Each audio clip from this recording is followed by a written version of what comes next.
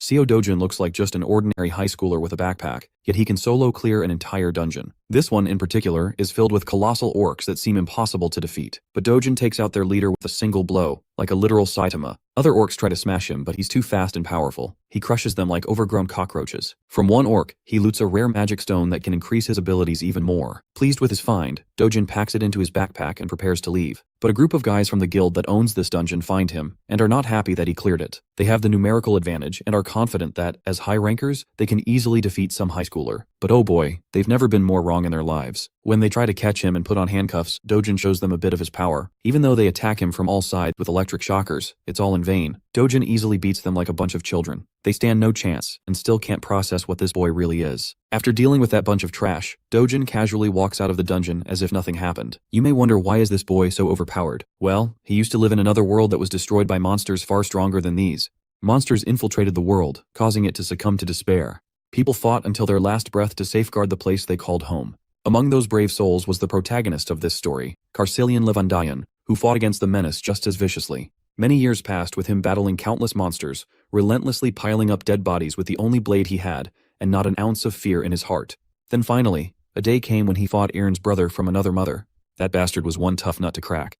The battle was brutal, but he eventually took down the piece of shit. In the aftermath of the battle, he too succumbed to death. But fate had other plans. With his soul drifting through this endless void, he met a human boy hailing from some planet known as Earth. The boy's name was Seo Dojin, who was on the brink of death for some unknown reason.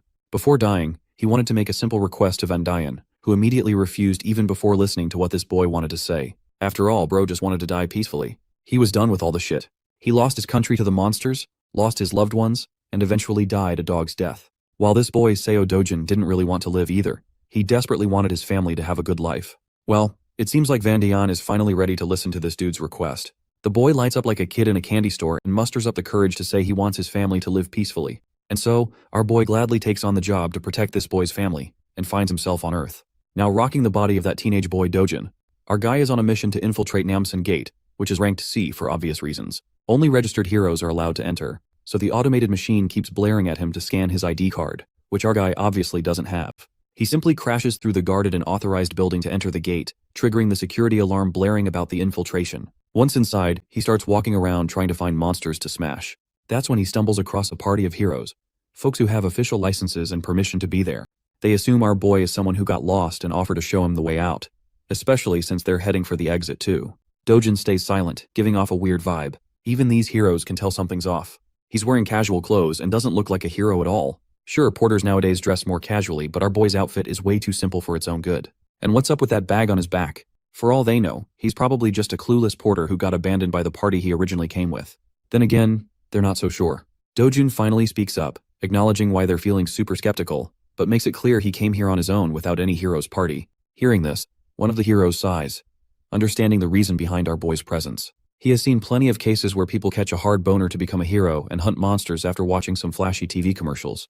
But that burst of motivation can get someone killed real fast if they barge into gates recklessly without going through legal procedures. First, you need to get officially certified as a hero. Then you go through training and testing. Not to mention, this gate is C rank for a reason. If you're a rookie just starting your career, you better go find an F rank gate before you lose your life for real. After listening to this dude yapping and generously handing out advice no one asked for, Dojin makes it abundantly clear he doesn't need shit. Naturally, the crew of heroes is bewildered by this kid clapping back with such a cold tone. After all, they were just trying to help. So they get a bit pissed, but the leader tells his comrades to hold their horses. If the guy doesn't want help, then fine, leave him be. The leader is confident this kid will eventually learn the hard way why you don't cover your ears when someone wise is talking. They hope he finds out just how unforgiving these gates are, unlike the TV shows that glamorize being a hero like it's the second coming of Christ. Soon enough, Dojin finally comes across a giant troll staring him down, ready to eat him alive. The monster unleashes an attack, only to miss and hit the ground. Bro moved so fast the troll couldn't even process what the hell happened. Then he balls up his fist and delivers a devastating punch, hard enough to blow the orc's face clean off. It's basically something out of One Punch Man, or Omni-Man on a killing spree. Now that the monster's out of the picture, here comes the juicy part.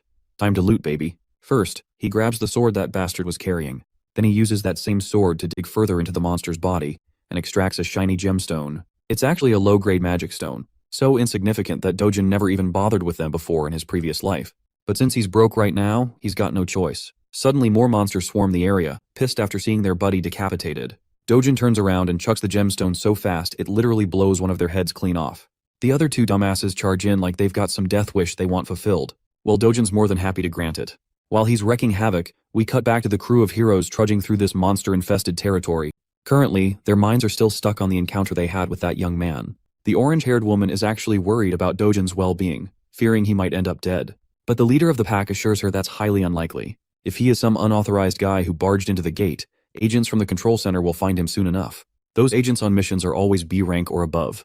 And since this gate is C rank, there's no way in hell he's dying here. As long as the kid steers clear of recklessly rushing at monsters, he's got no chance of losing his life. The Baldy agrees with his leader's assessment. He's pretty sure the arrogant brat must be trembling in fear, waiting for the agents to save his ass from doom. Well, the story is pretty much the opposite. It's our guy who's literally making these plus-sized sandbags shake in fear. One punch and the prey is down. He's so fast they can't even touch him, let alone crush him under the weight of their blades. He appears right behind one of the dumbasses and delivers a kick so hard it demolishes the guy's head. With all the suckers down, he grabs one of their swords and proceeds to harvest the sweet magic stones all for himself. After a while, he's done stuffing his bag and ready to leave. Though honestly, he's pretty disappointed with today's grind.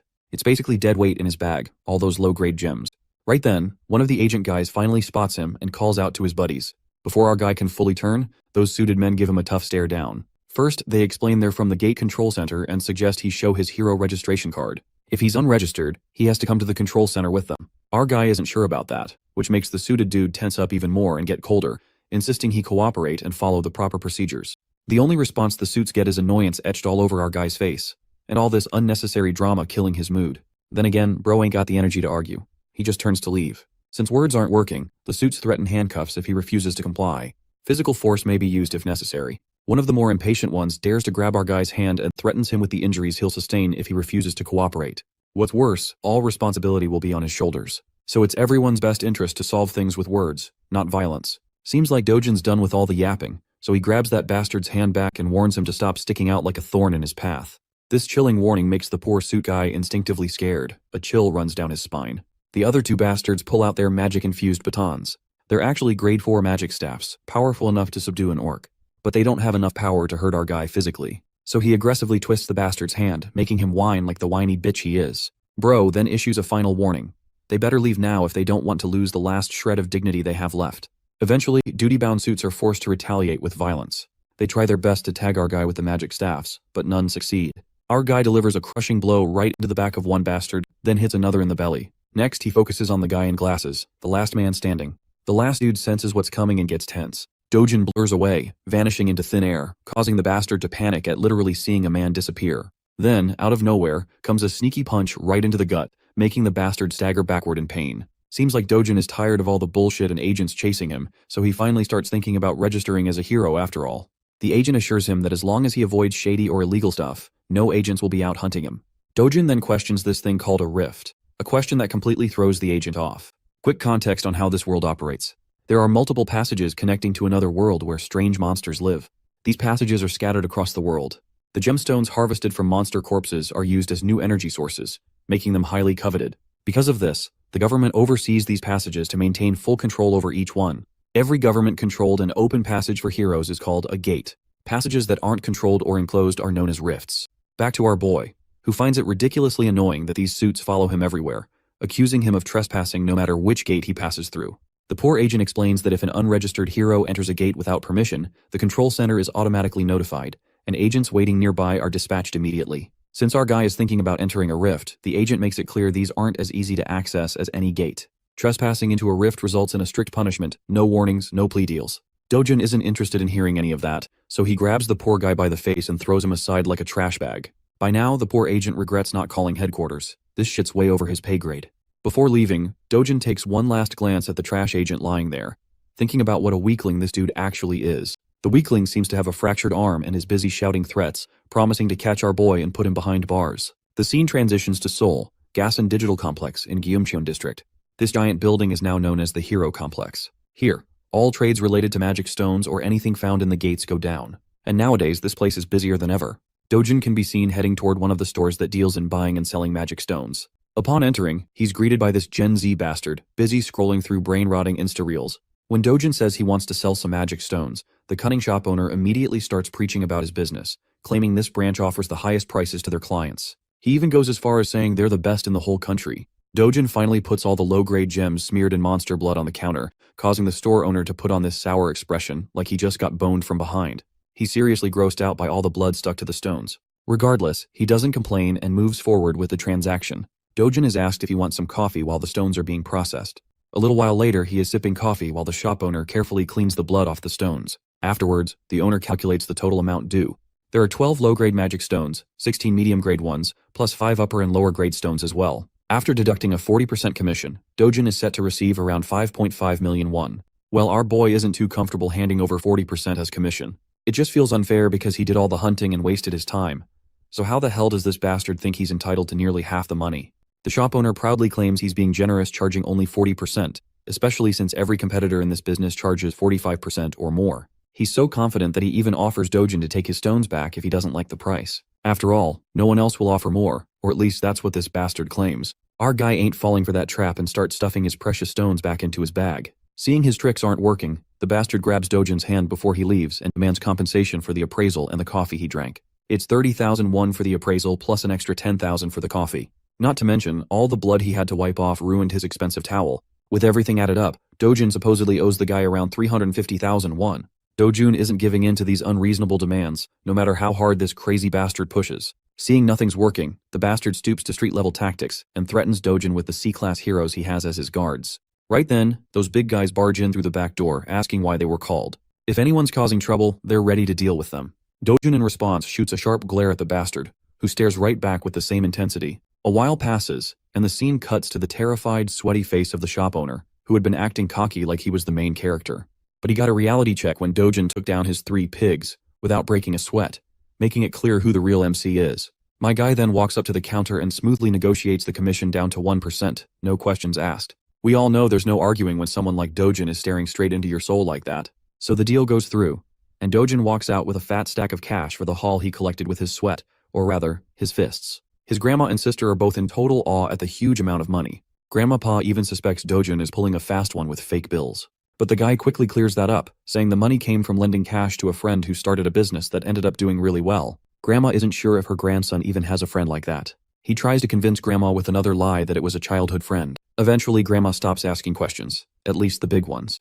Meanwhile, Dojin's sister is super proud of her big brother for making their family rich. The doting brother pats her and gives her hope about the luxury life they'll be living from now on. The little girl just jumps around happy to be rich. Watching her so happy, Dojin realizes he's actually making progress fulfilling a promise he once made. He remembers the words of the owner of the body he's possessing, whose one dying wish was for his grandma and his half-sister Yoon to live safe and happy lives.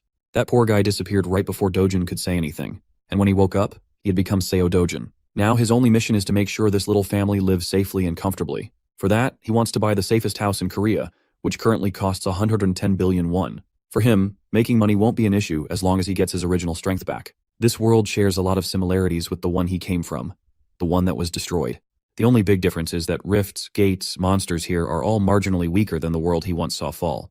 To him, who held the title of Sword God in his previous life, this place is nothing but a sandbox. So far, he's only been fighting at 1/10 of his original power. Suddenly, there's a knock on the door, and the visitor says he wants to see Seo Dojin. Bro stands up and decides to answer. As he opens the door, he finds 2 thugs standing outside. These guys are here to claim a debt Dojin owes, an insane 48 million won. Seeing this, Dojin's sure these are loan sharks. The real Seo Dojin borrowed money from before he left this world for good. Though it was supposed to be just 5 million won originally for his grandma's hospital bills, these guys are charging crazy interest to demand 10 times the original amount in no time. They know he's been making money through gates lately, so they want him to cough up the cash since it's all documented in the contract.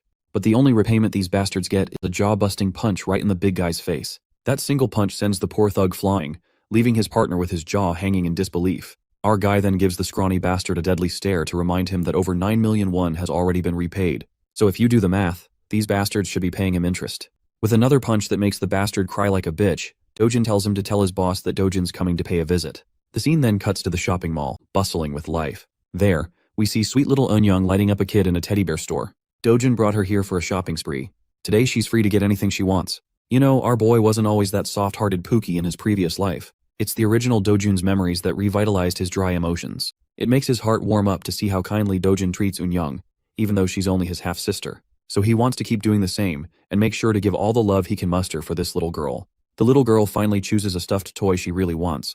It's a small but cute bunny. She picks it modestly, making sure she's not being extravagant. But Dojin picks a way bigger stuffed toy for her. He doesn't want her to hold back at all. It's her day, and she can pick whatever her heart desires without thinking twice about money. They both treat themselves to some good food too. As they enjoy their meals, an unfamiliar voice calls out our boy's name. It's a middle-aged woman followed by a bunch of bodyguards. This chubby MILF seems like yet another trash talker who loves to hate on our boy. First, she points out his lousy sense of dressing. Then she questions the girl sitting next to him. She's bold enough to throw a jab, saying he must have knocked someone up and had this girl, just like how his mother brought him to this world. Of course, these sharp jabs infuriate our boy beyond anything. Meanwhile, the little girl has no clue who this lady is or why she's trash-talking so casually. This MILF then promptly turns her attention to the girl and asks her name. The girl introduces herself as Lee Yunyong, which makes this trash MILF realize she's Dojin's sister. Out of habit, the woman throws a jab at her clothes too, calling her a mess. This bitch isn't sparing her deceased mother either. And all of this is just getting on our boy's nerves real bad. But for some reason, he's holding it all in, not trying to get aggressive with her provocations. Even this MILF is pretty astonished at how Dojin is keeping his composure, not falling for her traps. So this bitch decides to go one step further. This fat piece of work is bold enough to ask a child the meaning of harlot. Well, that's the last straw.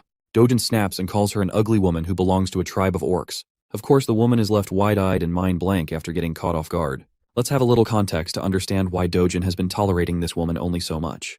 You see, Dojin was born an illegitimate child and lived in poverty. At the tender age of 7, his mother died, and he barely made it to his father's house. With his father marrying a new woman, he was shunned by everyone. It only got worse after his father's legitimate wife gave birth to a son, and Dojin was ignored completely. Things got so bad that he got kicked out of the very house he lived in. So he lived with his half-sibling at his grandmother's house. As our boy reflects back, he feels pity for the original Dojin who had to endure all this and still tried to keep a smile on his face like he had no pain in his life. But now he wants to change everything. Seems like this woman is his stepsister, which explains why he was trying to hold himself back. But he won't tolerate her no more. He recalls how he shared a roof with this orc of a woman, and she's just as disgusting as ever. Not only is her personality messed up and her appearance orc-like, she's also dumb as hell. He further crushes her spirit by dropping brutal bombs on how she's a wreck with an inferiority complex. That's the only reason she projects her insecurities onto others by calling them ugly. She's just a gold digger obsessed with others, and that's the real truth the world should know. As he continues to crush her under his sharp jabs, the entire shopping mall watches them like they're the center of attention. The orc lady is totally annoyed and about to lose it, but then Dojin's stepmother walks in. Seeing her mom, the orc lady approaches her like the whiny bitch she is, complaining how this kid just shut her down with words. But this mother is aggravated to see her daughter whining like that and shuts her up with a cold glare. Not gonna lie, bro's got one heck of a stepmom. At first I even thought the orc lady was his stepmom. The hot mama turns her attention to our boy and greets him with utmost grace. She's inviting him to come back home and hang out for some fun. But Dojin knows all too well that this facade his stepmom is putting up is fake. After all, she's the one who caused the most misery and unrest in the 12 years he lived with them. The woman continues reminding Dojin of things he never wants to remember, triggering his PTSD and making him go full serious mode. With a tone colder than your mother's jokes, our guy tells this bitch to get the fuck lost. That's a major slap to her dignity, being shit-talked by someone younger than her. She just twirls around and leaves with the last bit of dignity she has left. For real though, she wasn't expecting him to clap back so sharply. She's left wondering if he's the same guy who would just lower his head even when she slapped him for no reason. Her bitch of a daughter follows along, with their bodyguards also following the both ladies. Honestly, these guards played the perfect role of mannequins in this ordeal. Let's shift our attention to our boy. Seems like these two girls totally ruined the time our duo was having. So our boy decides to be on his way too. The way he reacted to his stepfamily was intentional. He wanted to make one thing clear. The Seo Dojin who couldn't even speak up for himself is gone. It's high time his trash family realizes that. We then cut to a Mercedes zooming down the road. Inside the car, we see both the trash mother and daughter. The daughter is pissed at her mom for just walking out quietly instead of putting Dojin in his place. As she vents her frustration and curses our boy for the humiliation they suffered, Mother orders her manager to answer why Dojin is still alive. Well, Baldy has no clue how this dude is alive. It doesn't match the reports. The woman blares at the top of her lungs about the bullshit this man is spouting. How the heck could he be alive if they made sure the job was done and clear? The poor guy assures her he'll look into the matter again and make sure this time the job is executed properly. Meanwhile, the trash daughter has no clue what her shady mother has been plotting all along. She's rattled hearing talk about killing and dying. Eventually, the mom poses a question to her daughter, wondering if she has feelings for Dojin. This catches the fat pig off guard, making her blush and flustered. Actually, she's worried about Dojin dying because if grandpa or dad find out, they're gonna be in serious trouble.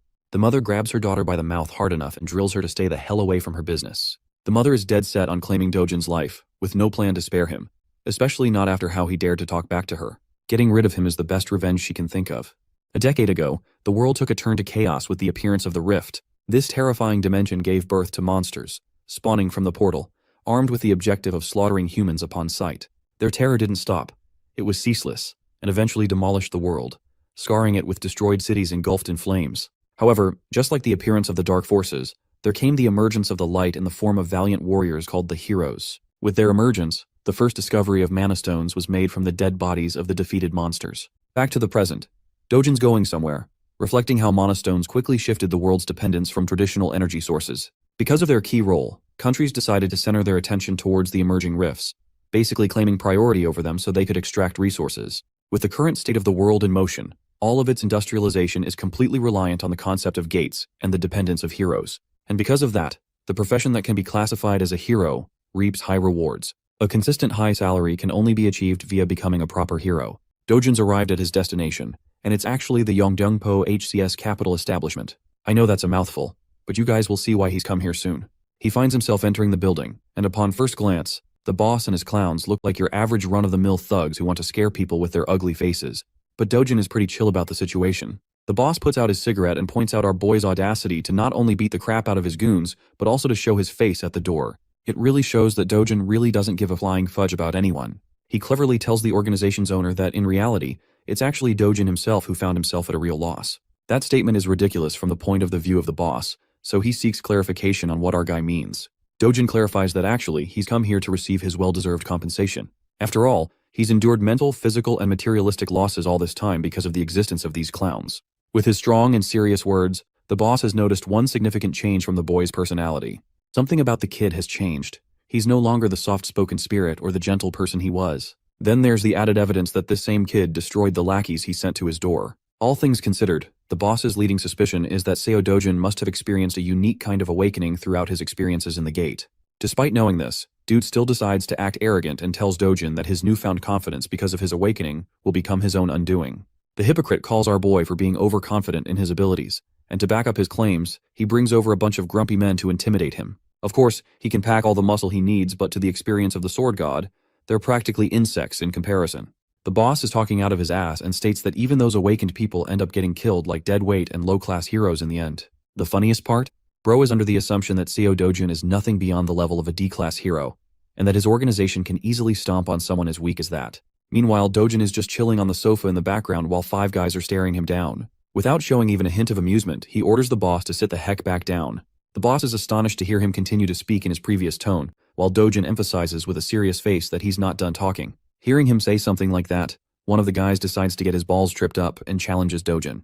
Amusingly enough, our boy happily takes off his glasses, adding more to his confusion. And then he hammers a Mike Tyson ballistic universal machine gun rocket punch 9000 in his damn face. The dude is sent flying from the impact while his friends are at a loss for words. But that's not all, because the beating is shared among the group as Dojin knocks down another one. Keep in mind that while he's beating their asses, he's calmly making his points too, sharing his knowledge of the boss's secret shady business underneath the cover of a money-lending business. Dojin aims to punch down an orange-haired punk and proves his knowledge of the counterfeit identification business he pulls. Having landed his punch, he tells the boss that he's in search of a hero identity to officially register as one and make money. Ducking the strike of the final guy, Dojin returns the blow with triple the love. And that's how he made the entire group sleep with his special sleeping routine. Works 100% of the time. Dojin continues his demands, stating that he's in need of a foolproof identification that doesn't cause any trouble for him in the future. The boss is left starstruck by what happened in the span of a few seconds. Our boy reminds him that he's only got one day to forge the identity for him. Some of the men didn't intervene in the fight, by the way,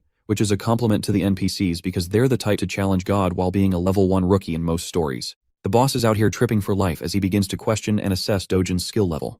At the least, this guy appears to be B-class in strength. Bro is so lost in his thoughts that he has to be reminded by the kid to snap out of it. He happily accepts the job too. Finally, Dojin grabs his shoulder politely and contrasts it with an intimidating expression on his face. He wants to know if Hong Hee-ju, his stepmother, ordered a hit on him. Of course, this is actually pretty much the case, evidenced by the conversation she had with her daughter and assistant earlier. The boss is at a loss for words until Dojin forces his grip so hard that the guy yelps in pain. Even his scrubs are looking helpless for their boss. I have to say they should really change their barbers too. Anyway, the boss breaks down and reveals her heinous strategy. This cruel scheming woman actually wanted to suck the life out of Dojin's bank account, forcing him to so much financial instability that he doesn't have any other way but to take his own life to escape from it.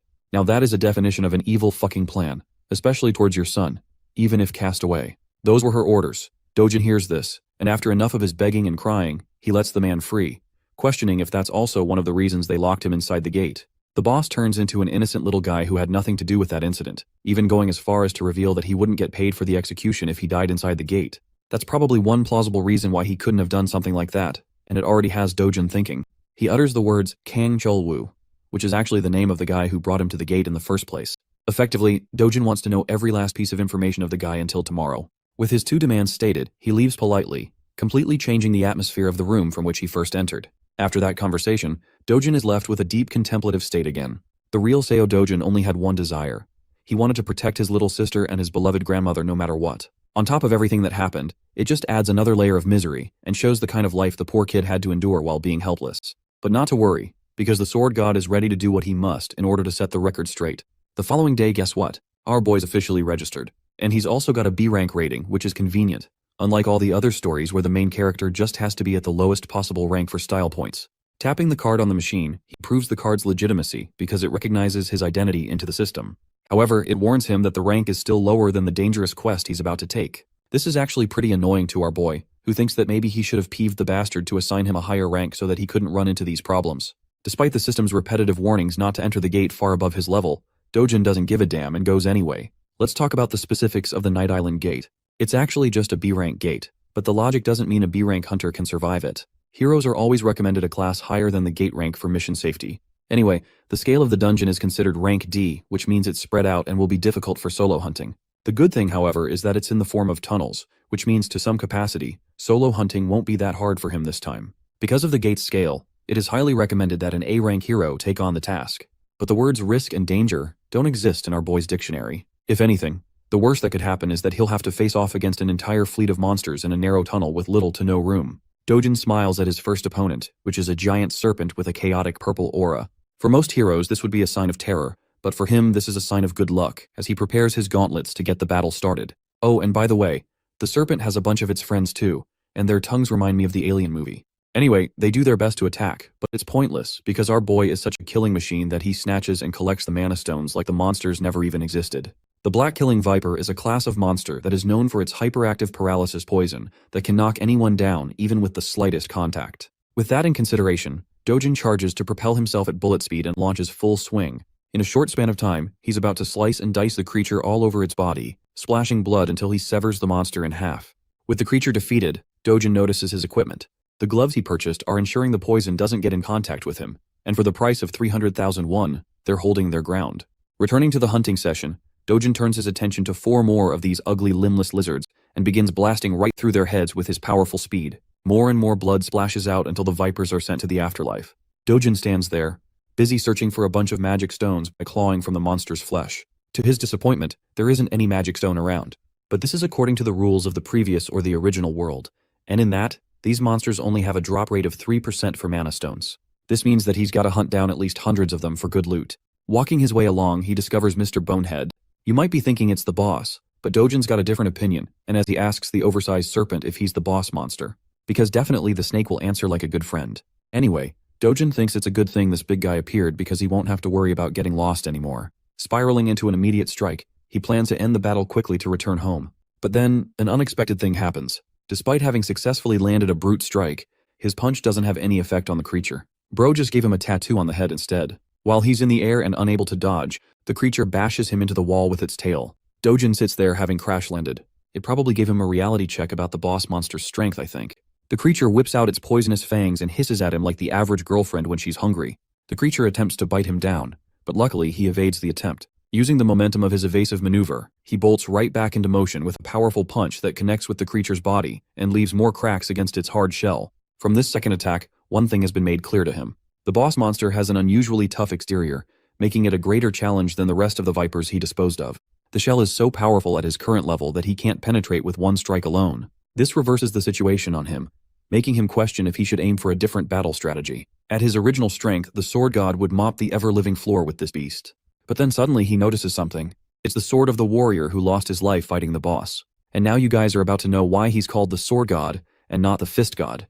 Even though the weapon is extremely worn out after the fight, he grabs hold of it, believing that a sword is only as competent as its wielder. With that knowledge in mind and the blade armed in his hand, he walks towards the monstrous snake. The creature propels itself forth to strike him down again. Bursting with incredible speeds, Dojin responds by going high up into the air, proudly declaring that the creature should be honored that he's going all out to kill the beast with a sword.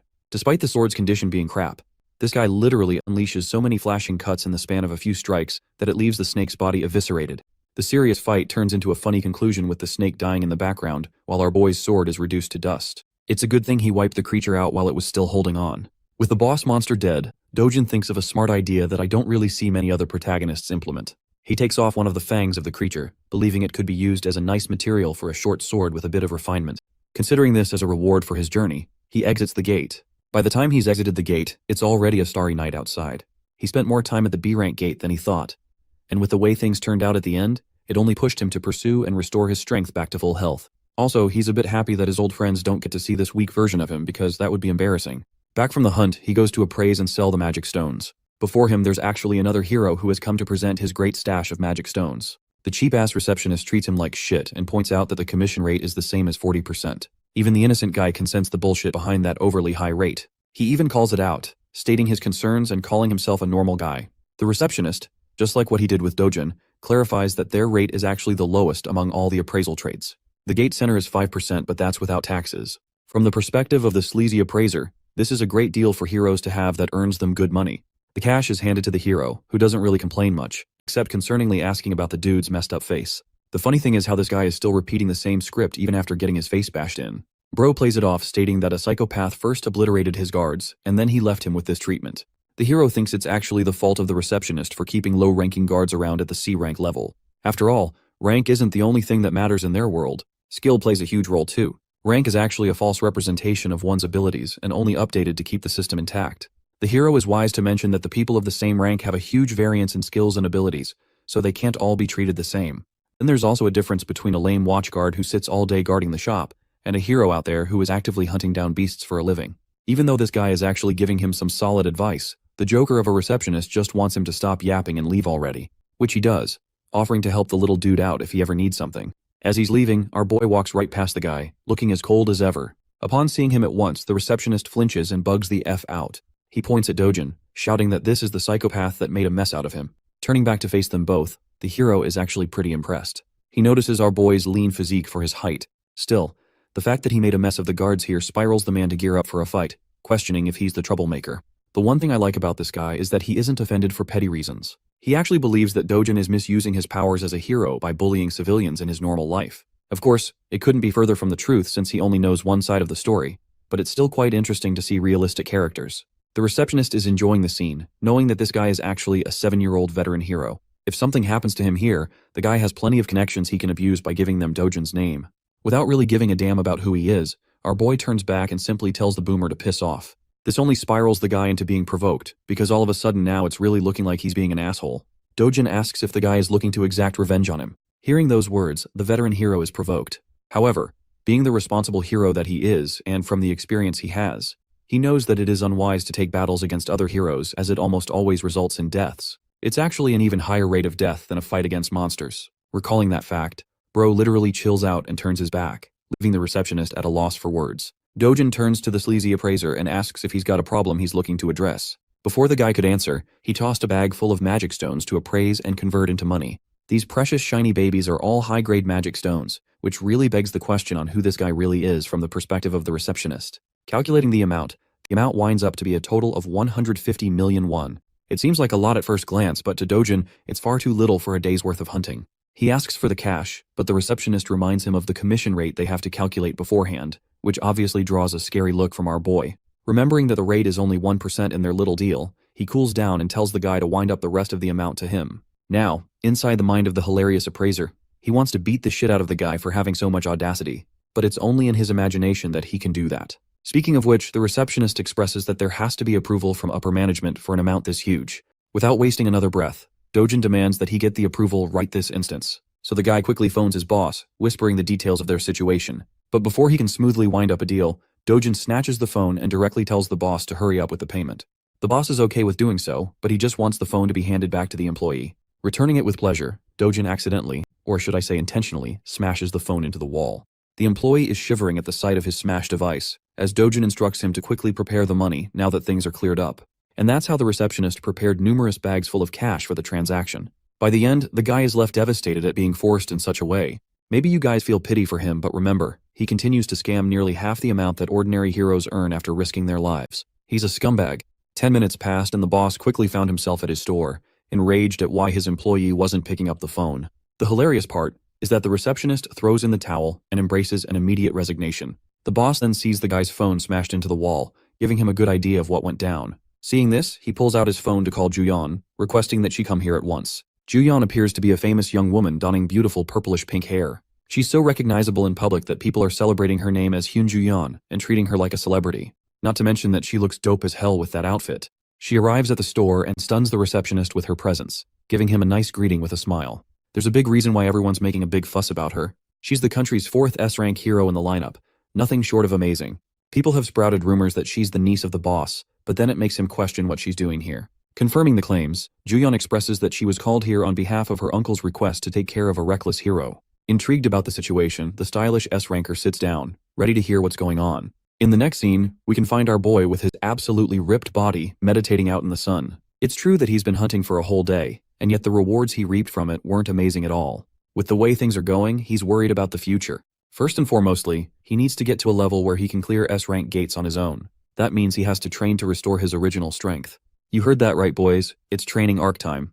Dojun's biggest challenge in this current life is that unlike the previous world, the mana density of this one is thin. That means that even if he does his best to gather mana with his current rate, it will take 3 years at the minimum to come close to his original strength. Even more if things get rough. On the bright side, he could aim for better equipment for battle. But the issue is, even the most terrible equipment easily runs for hundreds of millions, so that would be wasting money. Suddenly, a chill runs down his spine as he senses the presence of someone dangerous. Fixating his sight on Yunyang, he grabs the little girl at full speed and demands that everyone go inside quickly. Back inside, he shuts the room down while his grandma eagerly questions what's going on. The entire structure shakes with a loud quake, making his grandmother flinch and question in terror if they're having an earthquake. Little Yunyang is in a state of panic, but the truth is something only our boy knows. This isn't just an earthquake, it's something else. Dojun senses the sharp and violent energy outside.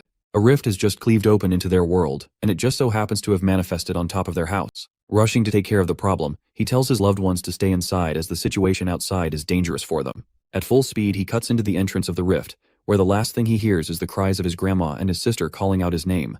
The scene switches to the Seoul Hero Association, where its members are made immediately alert at the sudden emergence of a rift on top of the Mapo region. It appeared after 63 days of the last emergence. Realizing that the White Lion Guild is the closest to Mapo, the manager wants his staff to contact the guild at once and alert the nearby heroes to join in to control the situation. Upon closer inspection of the rift's exact location, he discovers that the rift appeared on top of a residential home. This is a tricky situation even for them, because if on the off chance a civilian enters the rift, they're practically guaranteed their demise. Not to mention that the rift won't allow anyone else to enter after that. And if the person inside dies, it will send out a wave of crashing monsters in 10 days' time, causing chaos and destruction for the people living in the region. The monster wave would become so uncontrollable that Seoul's safety will be fully jeopardized.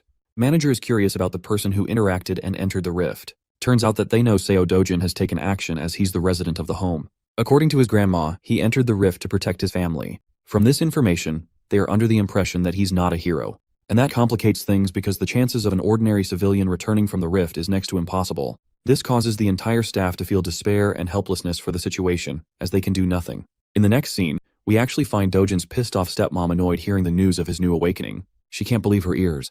Her assistant reports that while he hasn't officially registered with the Hero Association, they've come to verify that he's indeed now an awakened individual from his last gate experience. This makes her frustrated because Kang Cheol-woo was supposed to finish the job, and instead it only made her target even stronger. Going batshit crazy, she smacks her fist on the table, questioning why the hell they couldn't just manage to kill the guy on their own. The fact that they also took money for executing a failing job is also a reason for her to get angry. Roaring at manager Lee, she declares her frustrations with Kang Cheol-woo by sending him a message. If he doesn't kill Dojin personally, he'll owe her 10 times the amount in return. But to her surprise, her assistant surprisingly reveals that they may not even require contacting the guy anymore, sharing the discovery of the new rift just on top of Dojin's house. Having confirmed that he entered the rift, it's clear-cut that he won't be making out alive. Hong Hee-ju is happy to hear the news and the implication that he won't make it out alive. She calms down, appearing normal for once, and tells the assistant to assess the situation until they get more news. As for our boy, he's just arrived in the rift's domain. It's a forest. In fact, it's the same forest that he once used to enjoy his youth in while resting. The forest of Patiswa is exactly the same in its reconstruction down to the very last details of how he remembers it. Even the rich mana inside carries the same weight. Following the pathway, he smiles at his reunion with the all-powerful World Tree. This tree exudes mana in its purest form, the most divine structure and the core of the world's stability. So much so that when the old world fell, it started when this tree was incinerated to the ground, forever tampering with a flow of mana. However, in this rift dimension, the tree is fine and just how he remembers it. Though he's unaware of the cause, one thing is for certain. He has a chance to reclaim the mana he lost by absorbing it from the tree. Meditating underneath the excellent flow of mana, our boy is getting his strength clearer and clearer. He spent more than 3 days sitting exactly like this, forgetting to eat or drink or tend to his bodily needs. 10 whole days passed, and all he could focus was on harmonizing his breathing.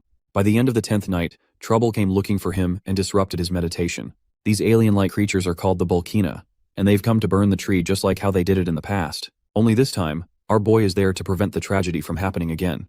The creatures lunge forth to attack him while Dojin regrets being unable to have a water element sword to knock them all down with ease. The burning monsters roar to make their way to him, but our boy is replenished with so much mana that he no longer cares about a weapon. He is the weapon. And those hands are rated E for everyone. Extending his hand towards the monsters, he exerts so much authority from his mana alone that it knocks down one of them. The second creature is stunned by his ability. Let's break down what happened just now. What he did there is called mana release, and not exactly telekinesis. It's a blaster-type attack that uses raw mana as a detonation strike. It had been a while since he used this ability in such a way, considering he was low on reserves all this time. Anyway, the Bulkina creatures aren't done just yet. To retaliate, they release charged blasts from their mouths in return. These pulsing laser beams quickly make their way to our boy, appearing the calmest he's ever been. His mana alone is enough to protect him from any damages. Stepping towards the creatures while he's ignited with a burst of mana, he remarks that he's finally protected the world tree. And now, he's ready to play for a bit and enjoy the fruits of his training. The ugly bastards are trying for another energy blast attack, but our boy quickly catches 2 of them and forces their mouths shut. This way, their own ability charges up and explodes inside their mouth, leaving behind a headless corpse of flames. The corpses of the creatures wither away, dropping 2 valuable magic stones for him to use. But that's just a couple of them down. Dojin is enjoying his life, thrilled to unlock something called the Eternal Ember after defeating these guys. Joyfully cutting his way past the monsters and smacking them all down with a grin, he's finally glad to steal a good load of mana stones from them. The one-sided slaughter continues until he wipes out all of them. Dojin has won the lottery ticket with how many stones they're dropping. Among them, he also discovers a small coin or a seed glowing in gold. This is called the Eternal Ember as he picks it up in his hand. With this, he's reclaimed control of more of his power as he crushes the chip and unlocks its flames. The way he's casually playing around with the ember reminds me of Sukuna from Jujutsu Kaisen. Now, in any normal case, the ideal strategy here would be to keep gathering mana from the world tree. However, the current state of his body has reached its physical limit for mana absorption. The second way of doing so is actually absorbing the ember, completely altering the state of his mana and transforming it into fire mana. And he does exactly that as his body produces a rush of flame energy. Now, unfortunately in his previous life, he felt zero need to do this and didn't care about the Eternal Ember at all. However, now it's required for him to fully absorb the embers, and it takes like 10 whole minutes just to get one finished. Luckily, he's got a whole bunch of these collected for him, so his goal is to absorb as many as possible. The appearance of the rift has sparked a public interest. The reporters are all gathered around our boy's house while agents and association staff are protecting the place. Bang Seonggu is pissed off because of one guy's arrogance to enter the rift prematurely. I have to point out that he looks like a carbon copy of Yeonho from Solo Leveling, but with a cleaner haircut, I guess. We also have our protagonist, but with blue hair. This guy is called Kim Hyunwoo, and he sympathizes with Dojin's actions to save his sister. But Seonggu doesn't buy that explanation at all, accusing our boy of heading in like a greedy guy who wasn't ready for the consequences. It would have been fine if he unalived himself the normal way, but if he dies in the rift, the place will become a detonation ground for monsters to come pouring out. And that's the issue, really. Hyunwoo asks for Gilma's input, and apparently Gilma has told them to just do things according to the protocols. Hyunwoo questions the recent emergence of rifts popping all over the world in various countries like the US, China, Switzerland, Turkey, and the UK. That's one reason Gilma is having a hard time managing so many rifts all at once. This kind of phenomenon doesn't really happen every day, and yet some of the nations were able to easily contain the threat with ease. But for South Korea, they're out here pissed as hell, because their situation could very well turn into a disaster because of one guy. Seonggu is so pissed that he wants to beat the crap out of the dude who went in and is begging for the rift to throw him out. Speaking of the gargantuan Purple Gate, 28 days have passed since its first appearance. The same goes for the number of days Dojin has spent inside. Now, the Hero Association is afraid, and has already cautioned the threat as a level 1 wave. Dojun's identity isn't revealed to the world just yet for privacy reasons, but they're calling him Ordinary Person S for now. While the rest of the world is clueless about Dojin's identity, the boss of the money-lending organization catches on quickly and connects the dots. Even his assistant confirms the report to verify the information of his involvement. Kim Yong-gu plays as the right-hand man to the president Hwang Chang-sob. Chang-sob is curious and wants to know Dojin's chances of survival to make out in one piece. Yes, I said the thing. As a ritual of this channel, the One Piece is real. Moving on, the assistant is pretty damn certain that an ordinary person has roughly less than 1% chances of survival. But the mere mention of Dojun being treated as an ordinary person carves an amusing smile on Chang Seob's face. That same regular so-called person put his men in the hospital and gave them bandages for weeks. From the perspective of the world, they're vastly underestimating the abilities of the one civilian that went inside the rift. Now, Chang Seob is also interested in hearing the chances of someone surviving as an awakened individual. For that, his assistant believes that it would ultimately depend on the level of the hero, and it's tough to make a judgment call without accurate information. Even Chang Seob admits that fighting ability is different from pure surviving ability. And then it introduces a whole different level of complications when you're inside a rift of all things. Anyway, one thing is for certain. The bastard hasn't changed his ways. Chang Seob wants to protect Dojun's family, but not for noble reasons. Nah, this scumbag intends to sell the organs of his loved ones in case he doesn't make it back. And even if he does, he's gonna pin the blame of debt on him for taking care. This guy is the embodiment of a leech. The scene transitions to the mesmerizing world tree. Here, our boy is going full speed into his training arc as his body is now thriving with flame mana. He doesn't even know how much time has passed, but he's been grinding by absorbing hundreds of the firestones. With this, he's acquired so much fire mana that he can use it and manipulate it in any way he deems fit. Not to mention his resistance to the flames has increased as a side effect. Comparing his past self with his current self on the basis of fire attribute alone, he thinks he's surpassed his past self in a small capacity by mastering this ability. Embracing the world tree, he shares a tender moment with it. It's always served him in the time of need, even in the past, and even now. Because of that, Dojun is grateful for everything it has done for him. As for his mana stones, he's made up a small bag using vines to store them all. With the stones collected and stashed, Dojun fully understands that he'll probably never get to see the angelic tree again. But even still, he's hoping for their paths to cross if the divine tree ever finds itself in danger, because when that happens, he will be ready to protect it with his life. Now, I don't know about you guys, but I really enjoyed this gentle scene. That night, Dojun finally steps out into the outside world, emerging from the rift as a whole. Luckily, he doesn't sense anyone to be around, suspecting that most people probably thought he already died inside and that a monster wave would pop out at any time.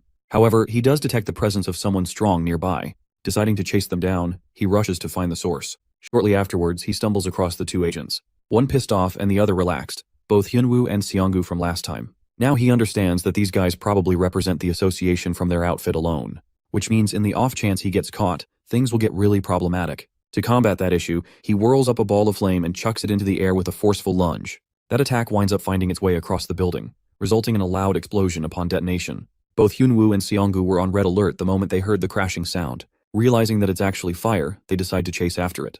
There, they discover a bunch of people standing in horror. Seonggu questions what the hell is going on in the chaos. Meanwhile, our boy is impressed with his flame powers so far. Its precision is good, so it will do him wonders. In the memory of his old friend called Tusk, he wonders if the mage would be impressed by his current level of flames. After all, Tusk was known to be the strongest fire mage on the continent, and they shared a good bond. Suddenly, Hyunwoo's sharp senses alert him to look for the rift.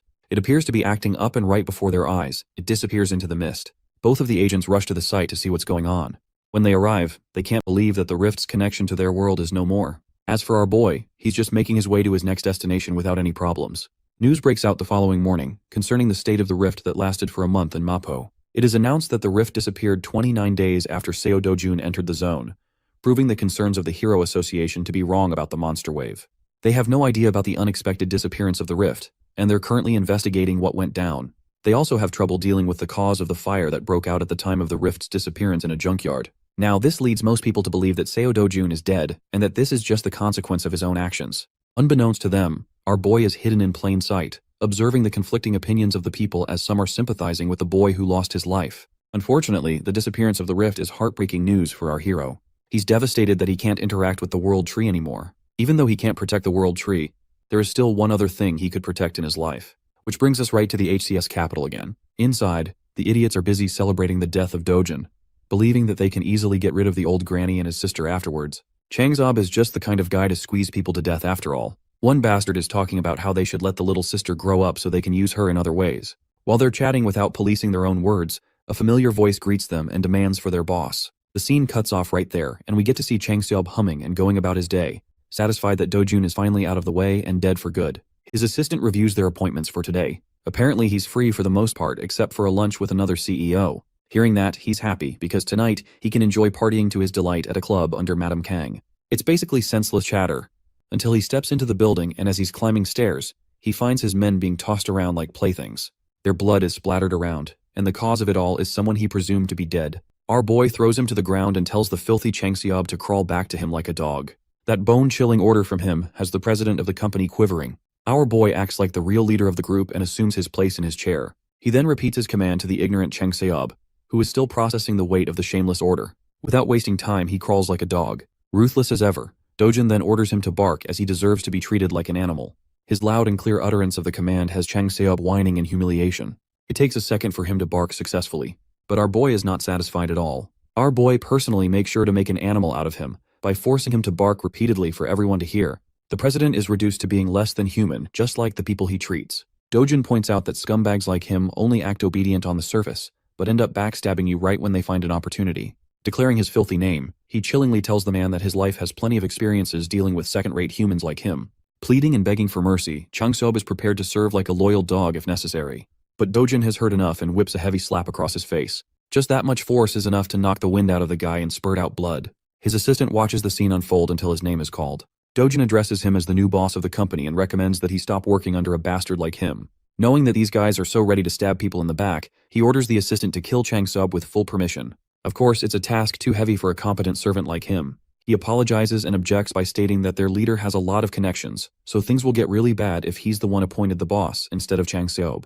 On behalf of him, the assistant pleads to Dojin to spare the guy just one more time. However, Dojin doesn't want to play around with simple words in front of them. He suggests wrapping Changseob's body in a barrel and removing all evidence by shoving it in the endless ocean. After all, it's just one of the things these guys excel at doing. Seeing as the boss's servants aren't willing to oblige, our boy takes a different approach with him. Dojin threatens the entire group that he'll toss everyone in the gate as monster food if they don't carry out this order. Yeah, the mere mention of that has Changseob reduced to a pathetic mess. He can't take it anymore and keeps on begging for his life, promising that he won't ever betray and will always serve under Dojin. Now, this puts the hero in a bit of a contemplation. Although he could kill off Changseob right here and get rid of all his issues, something about him has changed in this life. Admitting it himself, Dojin has grown softer compared to his merciless past self. So this time he agrees, offering the guy a hand. I just know Changseob is about to become religious as heck after this, praying to God that he doesn't get on Dojin's nerves again. He goes on to shake the hero's hand, promising to serve unconditionally from now on. But wait, something is strange. Why is his hand engulfed in steaming hot flames? Yes, though Dojin has gotten soft, he's still ruthless. Looking at the man dead in the eye, he reminds the scumbag that it's his final chance indeed. Dojin then proceeds to rip his hand off clean, reducing it to a charred paste. By the end of the meeting, he walks away, ignoring the agonizing cries of the president. He does leave them with a final warning. If even a single one of them tries to get in the way of his family again, Dojin will personally ensure their deaths. As for their new job, they are forever deemed responsible to protect his family for the rest of their lives. Now that's how you handle traitors. Officially speaking, the man known as Seo Dojun was just a blip in existence that vanished along with the rift. In reality, he's actually dining in the local McDonald's. The government, Hero Association, and all kinds of media outlets quickly moved past him like yesterday's news. They all treated the civilian who entered the rift as a dead man. Even if he came out and told the world that he was alive, no one would buy it. Furthermore, surfacing after a solo rift mission would only bring headaches and trouble his way. That subdued dog, Huang Changseob, is currently helping him find a new and suitable house, so he can afford to move leisurely for the time being. Dojin finally got the chance to feed his sister some delicious fast food. He also informed her of their plan to move out to a better neighborhood, and she could not be any happier. She can now go to kindergarten like kids her age and enter elementary school the next year. When the topic of school came up, little Yunyang's mood took a turn for the worse. Dojin was alarmed. He is used to slaughtering abominable beasts, but coddling a kid is not in his arsenal. He was taken aback when her sister confessed how other kids tease her for being an orphan. Hearing his adorable sister's plight broke Big Bro Dojin's heart. If she does not want to associate with the mean kids, she doesn't have to. Those little bastards will get what's coming for them eventually. Finding out that she wouldn't have to attend kindergarten to be bullied anymore, Yunyang was hyped. Inwardly, Dojin is devising a plan to send his little sis to a prestigious private school where no one would dare look down on her. That night, Seo Dojin found out that Kim Eongu had stashed his grandma and sister in some random motel while he was stuck inside the rift. Glasses bastard almost broke his back trying to apologize. He reasoned that the motel is under the management of their company, so it is safer than any other place. Dojin does not have the energy to mess with lackeys tonight, so he just enters the room and sees his grandma once more. Little Yunyang pounced on him with a bear hug, and Grandma held his hand with tears petering from her eyes. She's just glad to see her grandson come back alive. At first, the hardened warrior was stunned, but once he felt the warmth coming from his family, he accepted the love they had for him with a smile. Little Yunyang has taken a liking to McDonald's, so they've been dining in that absolutely real place a lot. Today, she asked questions about Big Bro's job, being a hero. When asked if she likes having a hero for a brother, Yunyang nonchalantly answered that she does not. While it is cool that heroes are strong and cool, they are also constantly in danger when fighting terrifying monsters. Sometimes they even die. And little Eunyoung just wants her brother to live with grandma and herself for a long, long time. Dojin had been so used to mindless bloodshed.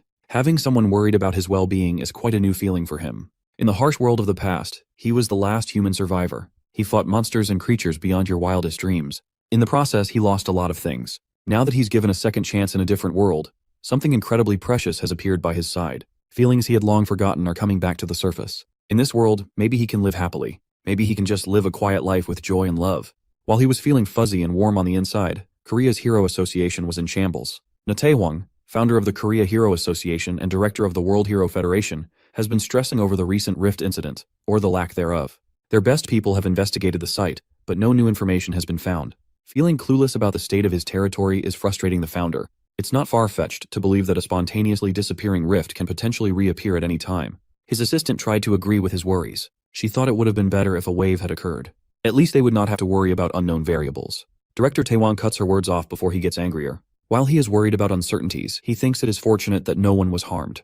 Taewon is one of the top 100 respected and strongest heroes in the world. It is widely speculated that he would easily be elected with the most votes in history if he ran for president. His words and influence could easily topple domestic conglomerates if he wanted to. Thankfully, his interests lie in neither the power of a nation's leader nor the wealth of a conglomerate. The only thing he cares about is the safety of his people. In other words, he's a real one. Even if it takes time, he wants a more thorough investigation covering the rift's perimeter. The residents around the nearby area have already agreed to sell their properties to the association, so that shouldn't be a problem. As a consolation, Taewon wants to offer those people more than the market price for their homes. That's the least they could do after causing such inconvenience. All reliable sources have relayed that multiple rifts have occurred in different countries. No matter how you look at it, something must be going on. The United States and China have already entered the control stages of their rifts. Among major nations, the United Kingdom is facing the biggest problem. While reliable and veteran heroes have been dispatched to clear the other rifts, the United Kingdom's squad was simply doo-doo garbage. Speaking of them, the month-long mission to get rid of the UK rift has finally crumbled in a glaring defeat. The UK rift wave occurrence has officially begun. The city and its people are going about their day like they normally would. Amongst the crowd was Seo Dojin, blending in with the pedestrians.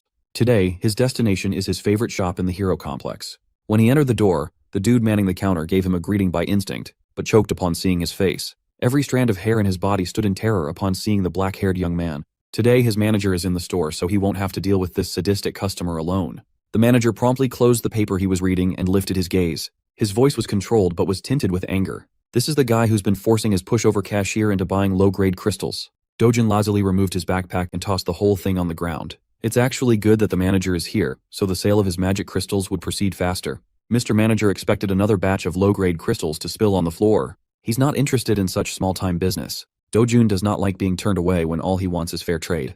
The manager or any other sane business owner cannot afford to accept just a 1% fee. It would be better if the young man just left. Dojun asserted that refusing to do business with him would be a massive mistake that Mr. Manager would regret. The manager continued shooing the young man away, not even bothering to look at the bag. This is the last warning he will give before things go down. In response, Dojin kicked the backpack down, spilling its contents on the tiles. Being experienced crystal traders, both the cashier and the manager immediately recognized the properties of those rocks. That crude bag was actually filled with Hero's magic crystals, a legendary treasure that money cannot buy. Dojin has a rough idea of how much these things are worth. He knows he's holding premium stuff.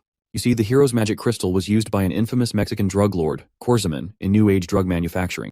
One night, a laboratory accident changed the course of his life and the world's perspective on such a little rock. The Hero's magic crystal caused Swordsman to awaken as a powerful hero. Since then, the crystal has become a priceless item for hero awakenings and mana enhancement. Such an incredibly rare energy source can be classified as an ultra high-end product. As a power move, Dojin ordered the schmucks to pack their stuff back up, and he left. Mr. Manager quickly changed his dismissive and arrogant tone into a welcoming one. He even escorted the young man to their VIP seats and offered some drinks while his cashier polished the crystals. Dojin liked reversing the situation in its head. One second, he was being driven away. The next, he was sipping on some iced beverage. His opening demand was full price with a 0.5% commission. As soon as the manager expressed a sign of balking, he threatened to pull the deal. In prior trades, Dojin agreed to 1%. Now he's lowering that already abysmal rate even lower. Frankly, he's just doing that out of annoyance. In response, the manager lowered his head and tried to give the sincerest apology he could muster. Well, Dojin is tired of hearing empty apologies. They can either accept his rate or he'll take his business elsewhere. It's that simple. At the counter, the cashier is inwardly cursing Dojin for being such a rude prick. Seeing that his acting wouldn't convince the kid to give him a bigger cut, the manager locked in and gave a lengthy lecture about magic crystal markets and pricing. Dojin doesn't have time to listen to such long-winded yapping, though. He finished his drink and got up from his seat, making the manager panic. Feeling the deal of a lifetime slipping away from his fingers, the manager offered a 9% commission. It did not work, so he proposed 8%. This continued from 8 to 7, 6, and 5. In this range, his shop won't be making any profit at all. While the manager is in the pits of despair, Seo Dojun pounces and agrees to settle for 1% out of respect for their past dealings. Inwardly, the manager wanted to scream and curse the blatant extortionist. He just can't bear to let go of the product. The next words that came out of Dojun's mouth nearly made the manager piss his pants in excitement. Aside from the one he brought today, he has about 7 more bags of those priceless crystals. With that being said, the contract was quickly produced and signed. After a few minutes of officiating the deal, 67 billion won entered Seo Dojun's bank account. That's about $48 million. At this rate, his 110 billion won house doesn't seem so far off. The problem is that getting more high-grade magic crystals through normal gates is a time sink. If he could find a way to freely travel through rift zones, he could easily farm treasures like a madman. While looking at his phone screen, an administrative message was sent out to everyone in the country. The wave outbreak in the southern region of the United Kingdom had been finally announced to the general public. In the meantime, everyone is banned from traveling to the UK. After reading about a real problem in the real world, Dojin lost interest in messing with the manager of the shop. In the past, no matter the country or which association was involved, he might have intervened to seal the rift himself. But he's not that guy anymore. He has more fulfilling matters to attend to. Tonight, dinner is on Dojin, and they are getting expensive meat. Little Yunyong's mouth watered at the sight of pork and beef marbling over the grill. The expensive meat and succulent side dishes just kept on coming to the table. Worried that they were spending too much given the price tag on the menu, Grandma slowed down and asked her grandson if this was okay. 250,000 won for 100 grams is pretty steep. Dojin dismissed her worries right away. After making a killing with his crystal harvest, they could eat as much as they wanted, and it wouldn't even make a dent in his bank account. Yunyong's first bite made her fall in love with the taste of the wildly luxurious beef. Dojun continued adding more and more to the grill as Grandma watched in apprehension. Hell, there's another package of fresh ribs, prime ribeye, strip loin, and skirt meat coming to the table soon. At this point, the scale is just ridiculous. How could 2.5 people even finish that much food? Well, Grandma is underestimating the appetite of a protagonist. To knock her out of her worries, little Yunyong convinced Grandma to give the expensive stuff a try. Unable to refuse the offer of her sweet girl, Grandma caved. One bite of that expensive meat was all it took for all her worries to dissipate into nothing. Afterward, the happy family enjoyed their extravagant dinner filled with smiles and laughter. Unbeknownst to Dojin, an attention-grabbing young woman just entered the restaurant. The necks of the other guests almost broke wherever she passed by. The woman made a beeline towards Seo Dojun and decisively called his attention. She just wanted to talk with him for a moment. Nothing more, nothing less. Before she could elaborate on her reason, Dojin cut her off for interrupting his family's dinner. If she wants to say something to him, she should come back when the freaking meal is over. Hyun Juyeon pulled out the name card, hoping that the young man would change his tone upon her name. Much to his dismay, Dojin just kept on grilling and eating meat, disregarding her presence altogether. And so, the renowned S-rank hunter swallowed her pride and patiently sat in the restaurant's waiting room. With a star like her sitting within normal people's vicinity, she naturally became the center of attention. Men and women kept stealing glances at the woman standing at the pinnacle of heroism. She's not only fourth in the national rankings for S-class heroes, but most people would also even place her within the top 10 most beautiful heroes in the world list. Every civilian around was asking the same thing in their minds. Who the hell is making Hyun Juyeon wait? Ignoring the blatant whispers around her, Juyeon recalled the brief interaction she had just a few minutes ago. As far as she knows, Seo Dojun entered his first gate 2 months ago. He made it out alive and is now under suspicion of becoming awakened. He was widely believed to have died in the recent Mapo Rift incident, but here he is, alive and eating with his family. Aside from all the details that don't seem to make sense, a single sharp look from the young man had an S-ranker like Juyeon on edge. A newly awakened guy cannot possibly reach S-rank in under 2 months, right? Even the oil tycoon Kafmore, who spent his wealth on magic stones, took about 5 months to reach the peak. Rationalizing what she felt, Juyeon reckoned that Dojin must have some kind of unknown special ability. Finally, Dojin, Grandma, and little Yunyong have filled out with their bellies full and their mood lifted. Near the exit, Juyeon walked over to finally have a conversation with the mysterious young man. Before she could open her mouth to speak, another party sauntered into the restaurant with an air of superiority. Dojin's eyes turned sharper than usual at the sight of the man. This skeevy-looking bastard did not expect to see Seo Dojin alive and kicking after their excursion in one of the deadly gates, the lunatic Kang Chilwoo. He's actually quite amused by Dojin's cockroach-like resilience. Even Juyeon seemed to recognize the troublemaker in a single glance. In the middle of the restaurant, tensions rose as silence filled the air.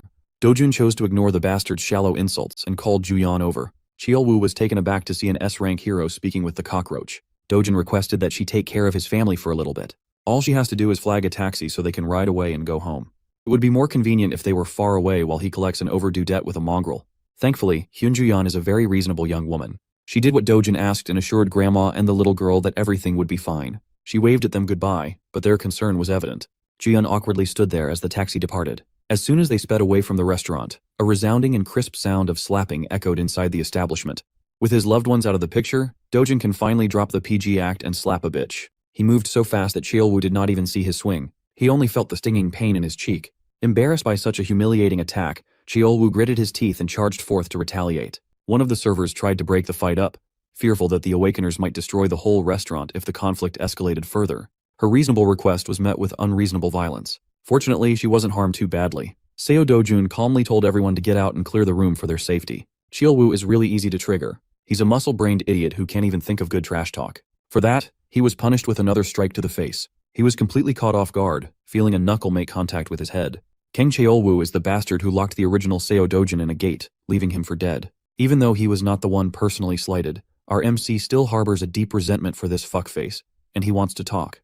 Cheolwoo, the goblin-looking goon, snickered as he brought up how that evil stepmother of Dojin's made the whole thing happen. Seeing that extracting info from this idiot was a lot easier than he thought, Dojin pulled his phone out and pressed the record button on the video app. He just needs a clear and concise recording of the confession, and his life will be a lot simpler in the future. Once again, Cheolwoo was insulted by his nonchalance. He gathered power in his fist, called Dojin's mother a whore, and attacked with unmatched intensity. He intends to finish the job that he failed. He wants to kill Seo Dojin once and for all. Unfortunately for the big goon, his primitive attacks are no match against the expert manipulation of chi. Dojin met the violent punch with a soft touch and sent the enemy's fist flying as though it just hit an impenetrable bouncy barrier. Kang Cheolwoo had never experienced something like this before. Normally, he would just brute force his way through anything and everything to kill. Now it seems like he's going up against someone far beyond what he can comprehend with his tiny little pea brain. Suddenly, he was pushed off his feet. Dojin followed his body's trajectory like a hunter playing with his prey. Sounds of fists cracking a skull echoed throughout the restaurant as the server from earlier tried her hardest to dial the police. Before she could press the call button, a dainty hand pulled the phone away. With a bright smile, Hyunju-yeon assured the server that she would take care of everything, so there was no need to involve the authorities. The server was just glad to see a comforting face in the middle of her breakdown. Slaps, scratches, and punches landed throughout Kang Cheolwoo's body, not giving him any chance to catch his breath. As far as Ju-yeon knows, this lowlife is a B-rank hero. With that rank, there are not many people who could beat him up so helplessly. Based on this beatdown, Dojin might be classified as an A rank. Well, even if that's true, the fight still seems a bit too one-sided. Before things could get any worse, Hyunju-yeon carefully called Dojin to stop for a moment. She's just worried that Kang Cheolwoo might die if the beating goes on for longer. Deciding to listen to her words, he dropped the goblin goon's limp body on the ground and wiped his hands. Seeing as there's clearly some vendetta between the two, Ju-yeon asked the young man how much he knows about Kang Cheolwoo. Dojin might not know the whole picture, but he knows enough about the bastard to exact vengeance. Hyunju-yeon warned him that this piece of dirt, Kang Cheolwoo, is connected to Kang Young-pyo, an S-rank hero. Well, Dojin already knew that fact, and he didn't see any problems. Ju-yeon had never met anyone so reckless and insane. This dude doesn't even care about whatever consequences he might face at the hands of an S-ranker. Hyunju-yeon elaborated that Kang Young-pyo is very protective of his delinquent cousin. This restaurant incident will surely reach the ears of that powerhouse. When that happens, blood will be spilled. Dojin scoffed at Ju-yeon's worries. He's the last person who would be afraid of some hotshot S-ranker. More than the problems for the future, he's more annoyed at the fact that Ju-yeon knows so much about his life. Now that the goblin goon is down, Dojin's enmity has transferred to the nosy S-ranker. Face to face, the feral young man stared her down. Hyunju-yeon was not a pushover by any means. She won't cave from a simple intimidating eye contact. Changing the subject, she apologized for the sudden visit and brought up her agenda. She was just asked by her uncle to come by and talk. After she found out about the bag of Hero's magic crystals he sold off, Ju-yeon wanted to get her hands on the rest. She is willing to buy every piece he has, no matter the price. Dojin warned her that it won't be cheap. He has a lot of precious treasures stockpiled after all. She assured him that the assets of an established S-rank hero are beyond normal people's imagination. Well, it's not like he's opposed to selling his goods. He just has one condition before transacting. It's nothing much, really, just a little favor. At least for someone as renowned as Hyunju-yeon, that is. Elsewhere in the city, the sound of expensive alcohol bottles hitting the floor can be heard. Dojin's evil stepmother is crashing out upon learning new information about his allegedly dead stepson. Her people were so sure that the kid died in the rift, yet now she's receiving word about how the Dojin survived like a resilient cockroach. Press F or bald man here. Having a boss like her can't possibly be fun. You can't blame him for the misinformation. Even the Hero Association labeled Dojin dead. Evil stepmother doesn't want to hear excuses. She wants actions instead. To make things worse, they just received news about Kang Cheolwoo's defeat at the hands of Dojin. At this point, it's safe to assume that Seo Dojun already knows who's really responsible for his attempted murder. Hearing that she might be implicated, evil stepmom gulped in terror. She's not afraid of Dojun. She's more concerned about the hassle it will bring when her father or husband finds out about her dealings. She can cover everything up, but if word gets out to the media, the group's stock price will nosedive. So, she ordered her people to intercept the media. If they mess up, T Group and W Group will surely cut all deals and advertisements. First and foremost, the police must also be on their payroll. In that regard, evil stepmom's people have already moved to cover all bases. Knowing that they have a little bit of competence lifted some pressure off her shoulders. Baldy director Lee then whispered that no matter how many cover-up jobs they do, what they are doing is not a fundamental solution to the real problem. On that note, the ball director might have a plan that can put an end to this headache. They just have to make use of Kang Cheol-woo's cousin, the infamous Kang Youngpyo. Even someone like stepmom here knows about the S-ranker. Kang Cheol-woo might be notorious as trash in the world of heroes, but everyone knows how close he is to his powerful cousin.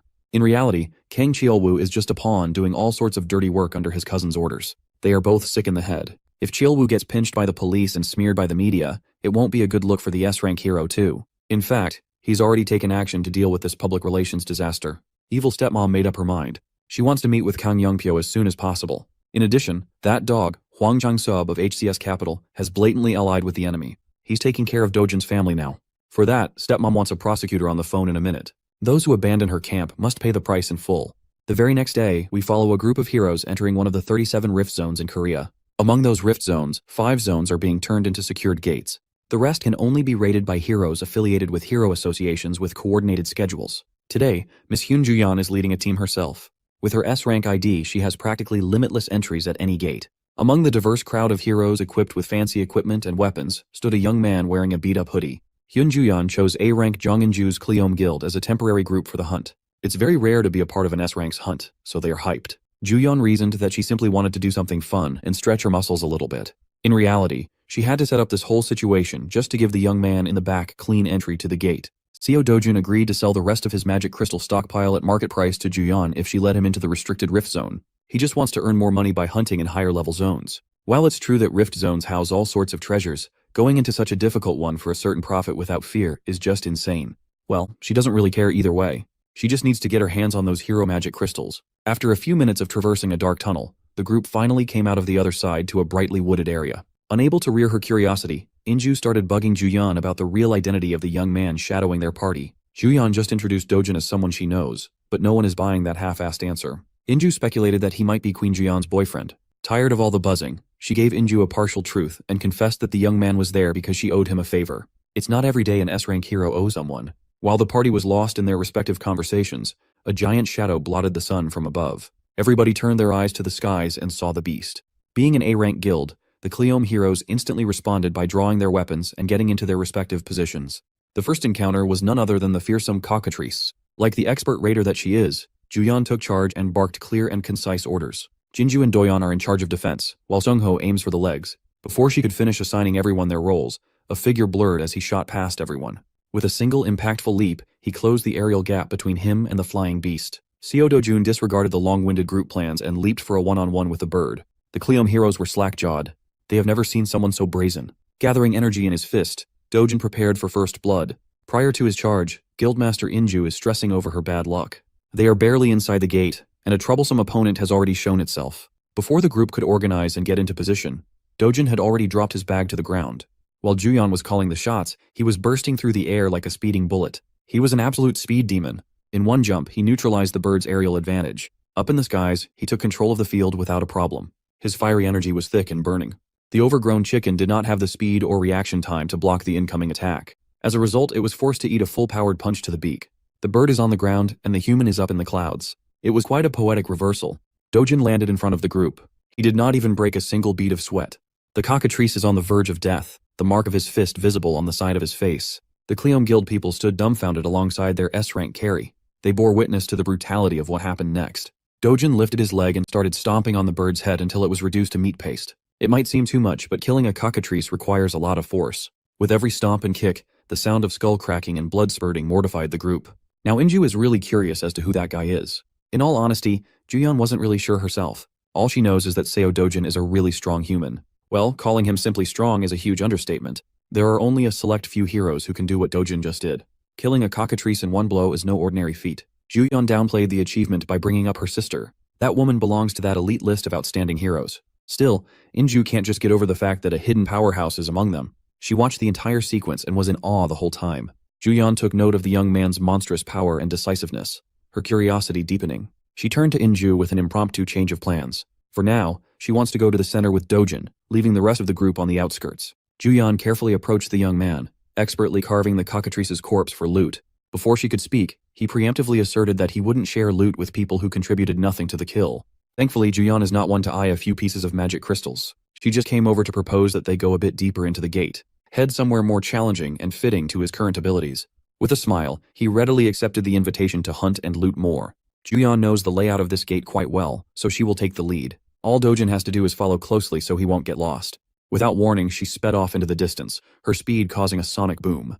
Dojin calmly watched as her figure vanished into the horizon. After slinging his bag to his back, he took a running pose, storing energy in his muscles. With an instant first step, he kicked an explosion that almost blew the Cleom Guild heroes away. Inju reckoned that if Juyeon is a bullet, then that man moves like light itself. Left by the two powerhouses, the miscellaneous heroes turned to their guild leader for their new plan. Of course, trying to follow those two ahead is utterly impossible. Today they must accept that they are sidekicks and small fries. Nevertheless, this is still a decent gate with plenty of monsters to hunt around the outskirts. In the outside world, normal people praise them as powerful A-rank heroes. But in front of a real S-ranker, they are not even worth mentioning. Juyeon and that man are leagues above the entire force of Cleom Guild. Speaking of those two, their race across the woods is proceeding hastily. While maintaining breakneck speeds without much effort, Juyeon kept on checking her flank for signs of Dojin. Upon seeing no signs of the guy, she started softening up and thinking that she might have overdone the initial run. While she was thinking of slowing down, Dojin suddenly appeared by her side, asking if they could go a little faster. Juyeon's concentration broke and she almost tripped over. She had never experienced something like this before. Someone can actually keep up with her in terms of racing. When it comes to speed, she's in the top 2 in the nation. But that list might need to be updated, given how Dojin is making her eat dust. A few moments later, he made a stop to tease her for being slower than expected when she was clearly running to flex her speed. While the S-ranker caught her breath, Dojin turned his eyes onto the view on the horizon. In front of them was a massive mountain range touching the heavens. When asked what was hiding inside that rocky range, Juyeon's expression turned solemn. That place is the lair of the Thrift's boss monster, the Caesarian. You see, this so-called Caesarian is a giant 20-meter monster resembling the draconian wyvern. Juyeon doesn't even want to entertain the idea of subjugating that beast. You typically need at least 3 combat-oriented S-rank heroes to even stand a chance against such a monster. One thing Dojin knows about Caesarian is that it has a chance to drop the imaginary grade magic crystal, a treasure just below the highest grade possible. Since such an enticing reward is waiting for him, he won't let it slip through his fingers. Obviously, Juyeon is opposed to such a reckless idea. Well, CO Dojin is fighting that draconic bastard with or without her. Juyeon watched as he fearlessly sped up, aiming to scale the mountains to slay the beast. She felt as though she did not have a choice but to follow him into insanity. Something grim awaits the duo inside the boss monster's lair. Bursting with unfathomable confidence to take down a beast that easily gives 3 S-rank heroes trouble, it really shakes Juyeon to her core. Do you know what's even more shocking? When she arrives at the site, she finds the same creature, the Caesarian, dead at her feet. The fight's already over, and she has absolutely no idea what the hell went down. Our boy casually plucks his knife from the creature's corpse, leaving her at a loss for words. Juyeon reflects her shock. The creature he just downed isn't just any boss monster. On that note, she talks about a prominent hero known as Park Hale who fostered a reputation for hunting down monsters like the Caesarians. Though he's an S-rank himself, the first time he went to hunt down the Caesarian, he was cautious enough to take 30 A-rank heroes along with him. And yet, even with all those precautions, the A-rank heroes didn't make the cut and were all slaughtered in the attempt. Park Hale was the only known survivor of the group who clung to the edge of his life by the end of the boss fight. From that moment onwards, the guy decided to rematch with the same monster. Only this time he was armed with 1 more S-rank and 100 A-rank heroes behind him. It's practically a small army at that point. The fight was brutal. They focused on piercing the creature's wings and negating its flight. The Caesarian of the time was then overwhelmed by a barrage of attacks from the heroes. This actually reminds me of the whole 100 men versus 1 gorilla debate that has been going around lately. My money is on the men, by the way, and the same is the outcome for the fight with the Caesarian, who ended up getting defeated. Despite this, only a handful of heroes remained from that battle. The rest, butchered by the beast's wrath. The damages they incurred that day were so prominent that Hale's guild, the Sweet Life, has yet to recover from it 3 years after the event. And yet, this one average-looking Joe has defeated the same Caesarian monster without much trouble. The funny thing is, with her constant glaring, he reminds her that she ain't getting any of these precious gems for standing around fighting the air. The remark may have annoyed her, but Juyeon is more focused on the ridiculousness of the man before her eyes. If she wasn't there to witness the battle, she would never believe in such a conclusion. The same terrifying Caesarian was taken down and obliterated in a single strike at the hands of 1 man. As for Dojin, my boy has successfully harvested the awesome-looking magic stone from the creature's body. He stares at it and tells her that he no longer cares about having an escort to guide him. From this point onwards, he's fine on his own. He also denies taking the rest of the valuables obtained by the dragon's body, such as its claws and teeth. Showing little to no regard for them, he turns back to reject her plainly, leaving the S-ranker stunned for life. Instead, he'd rather focus his energy on collecting the monster crystals. He even goes as far as to allow her to keep all of those valuables to herself as a form of payment. Juyeon takes a look at the creature for a moment and reaches the conclusion that she also doesn't need anything from the beast. It's evening now, and the rest of his group is shocked that one guy managed to collect 3 bags full of magic stones. It's an unbelievable sight even for the competent A-rankers. For their guild to have obtained the same amount, it would have taken them a minimum of 20 hours. And from the quality of the ingredients, even more than 3 days. It begs the question about the man's identity, and they're all staring down at Juyeon, who brought him along in the first place, and yet appears just as confused as them. Based off of Juyeon's own words, the A-rank guildmaster can't fathom how Dojin was able to beat the Kassarian without any proper equipment. With this accomplishment alone, he stands at the top of the hero ranks in Korea, unparalleled in his might. They really just said our boy is built differently. The A-ranker even thinks that he might be the strongest in the entire world at his level. It amazes her. Speaking of the guy, an exhausted Dojin returns with more bags on him. With just 1 day of hunting, he's already collected so much stuff. At this point, the group is starting to think that no one will believe them if they reported this to the outside world. Dojin's godlike power is the definition of insanity to accept. Speaking of which, they're explicitly told not to drop a word of what happened here today in the outside world, something they have to ultimately accept. The gorgeous S-ranker walks up to our boy and talks about a bunch of things. From a distance, it looks like they're a couple who is flirting with each other. But that's only in the eyes of their group mates. I guess they're trying to convince themselves that this is the start of a ship.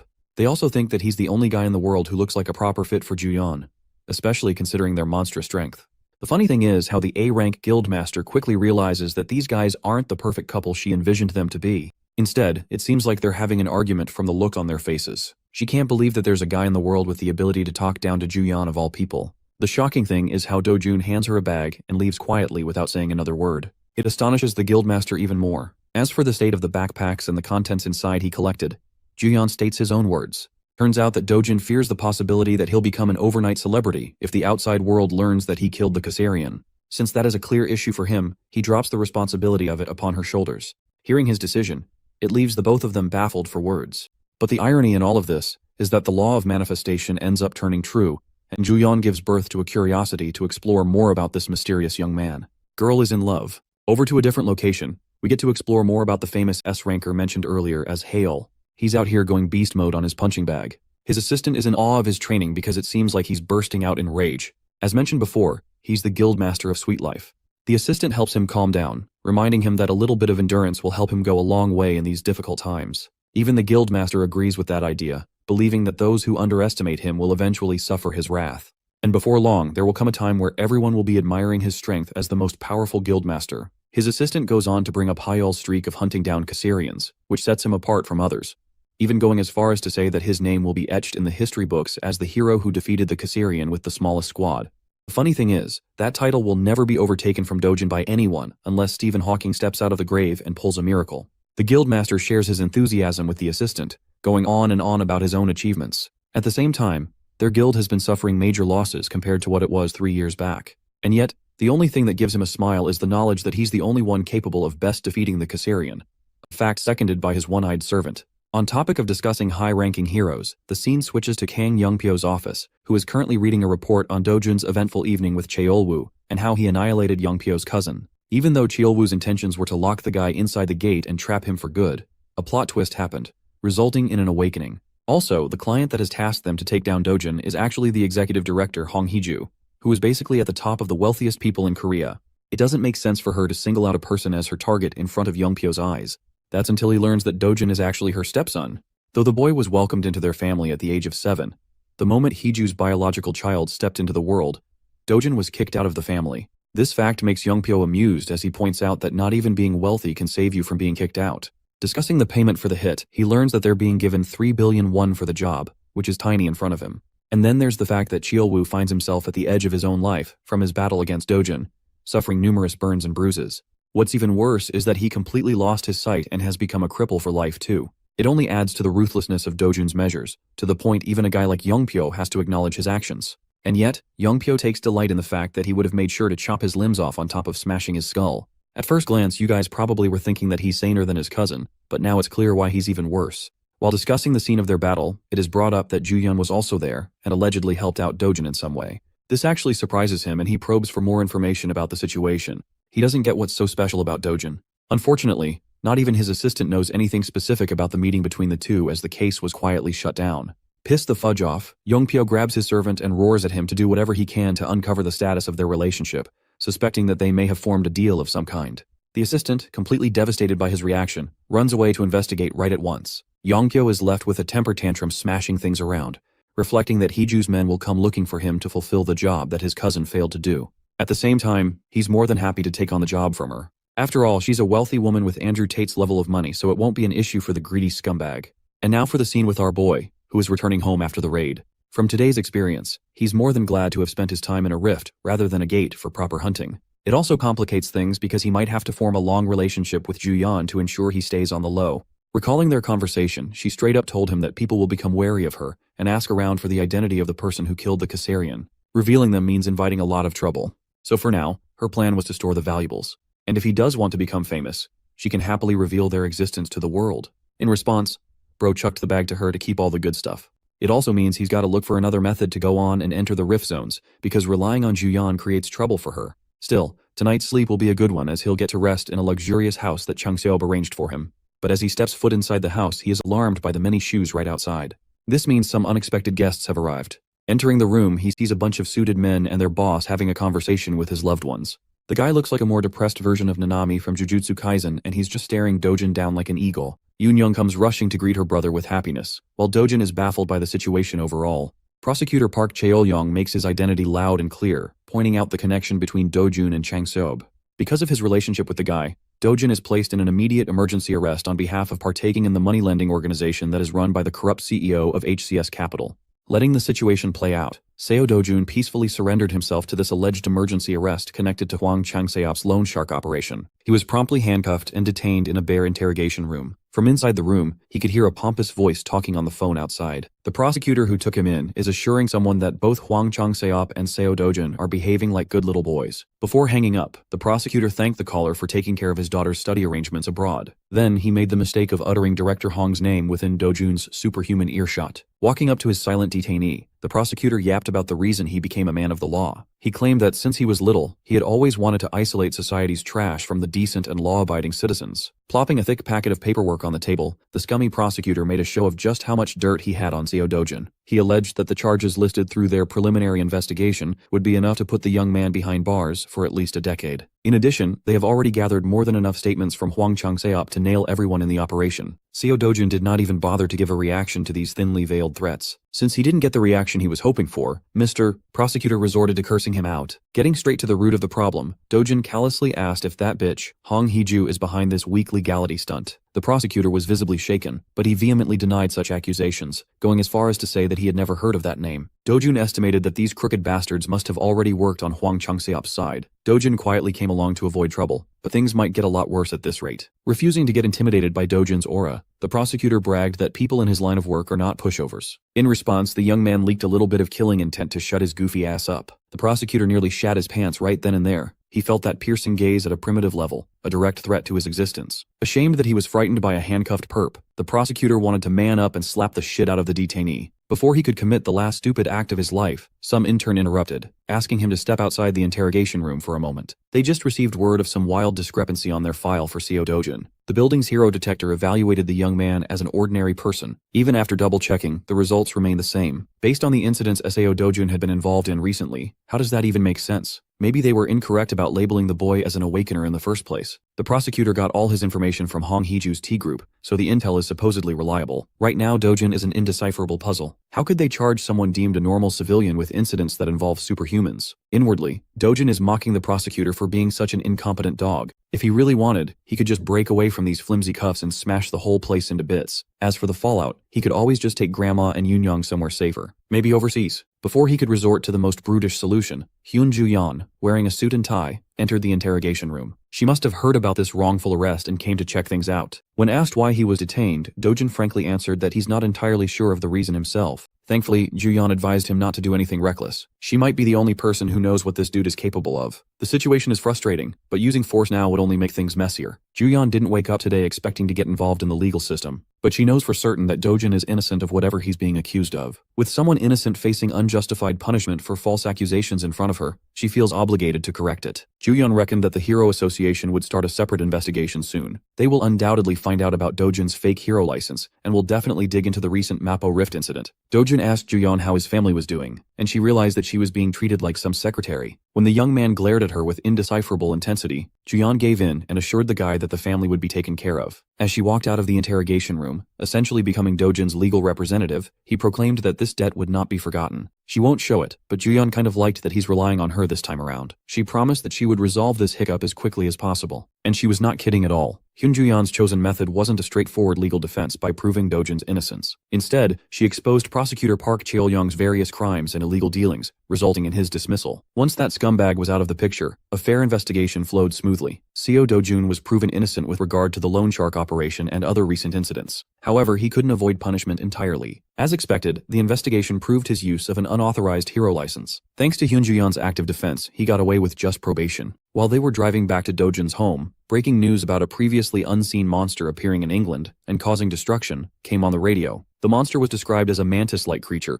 1.5 meters tall, with compound eyes and terrifying jumping power. Based on the description, Dojin identified the creature as a Macassian. Hyun Juyeon nearly crashed the car upon hearing him utter the name. Information about newly discovered monsters is heavily guarded by the association. She only knows what a Macassian is because of his stature as an S-rank hero. You see, monsters are not given arbitrary names by some random bozo. Upon death, they drop magic stones that not only contain condensed energy, but also unique information. By analyzing this encoded data, it's possible to learn a lot about a monster, including its real name. On present-day Earth, they use science and technology for analysis. On the other hand, magic was used in the destroyed world. In other words, Dojin is incredibly familiar with monsters that appear in both worlds. He knows their names and everything there is to know about them. He randomly blurted that Macassians can be easily handled using fluid from the red flower ant. The fluid is harmless to humans but acts as an extremely potent paralytic toxin to Macassians. Spray those bugs and they'll stop rampaging. Hyun Juyeon got serious for a moment. His every move and word just add to the mystique. Who exactly is Seo Dojin? No matter how hard she tried to pry him about his real identity, Dojin never gave an answer. His mind is actually flying elsewhere. He's devising a plan to stop any and all future headaches from happening. The only reasonable solution he could think of was to kill that bitch Hong Hee-ju. Speaking of the devil, Director Hong is at her wit's end. Nervously munching on her nails, riddled with anxiety, she tried to devise new plans to deal with her husband's bastard son. With the involvement of someone like Hyun Juyeon, she's feeling even more pressured to deal with the boy. The director's assistant wasn't much help. Even after exhausting their resources, they cannot find out what kind of relationship the S-rank hero has with Dojin. If they make the wrong move and offend someone of that stature, all the money the company has won't be able to protect their asses. More importantly, Hong Hee-ju was alarmed by the prosecution's report that Seo Dojun registered as a normal citizen and not a hero in their testing machines. Based on everything they know about the boy, it's pretty clear that he awakened something dangerous. Maybe he has some ability to deceive the hero detector or something. Hong Hee-ju is hemorrhaging money from this crusade of hers, and the best her people can give are speculations. Absolutely livid, she finally bit the bullet and contacted the S-rank rascal, Kang Young-pyo, bringing 30 billion won to the table to end this Dojin problem once and for all. Upon receiving the call, the rascal greedily demanded double the pay to deal with this little problem. Even his underlings found it a little too unreasonable to demand 60 billion for a simple job. He might be a low-life rascal, but Kang Young-pyo is also a shrewd bastard. He could tell that Hong Hee-ju had no more options. There are no alternative answers left. Besides, her company generates so much revenue that 60 billion won wouldn't even be noticed if it were missing from the coffers. Furthermore, Hyun Juyeon is now part of the equation. Since Kang Young-pyo is taking on the risk of fighting another S-rank, doubling the initial offer becomes a bit more reasonable. The underling concurred that Hyun Juyeon is a dangerous opponent indeed. Hearing his employee give praise to another S-ranker offended Kang Young-pyo's fragile ego. He cursed the underling out for doubting his fighting prowess against someone like Juyeon. He claimed that he can end that bitch in about 20 minutes. Of course, the underling had to assuage the boss in fear for his life. With a disturbing smile, Young-pyo changed the subject to his transaction with the Hero Association. He's also negotiating a deal before flying to the United Kingdom as one of South Korea's representatives to help with the bug problem. Unfortunately for Young-pyo, the association is tightening its wallet. Furthermore, those wily bastards already announced the selection process for Hero Dispatch to the public. They're practically making it hard for the S-rankers to refuse being deployed. Young-pyo might be a thug, but he sees the association as a group worse than thugs.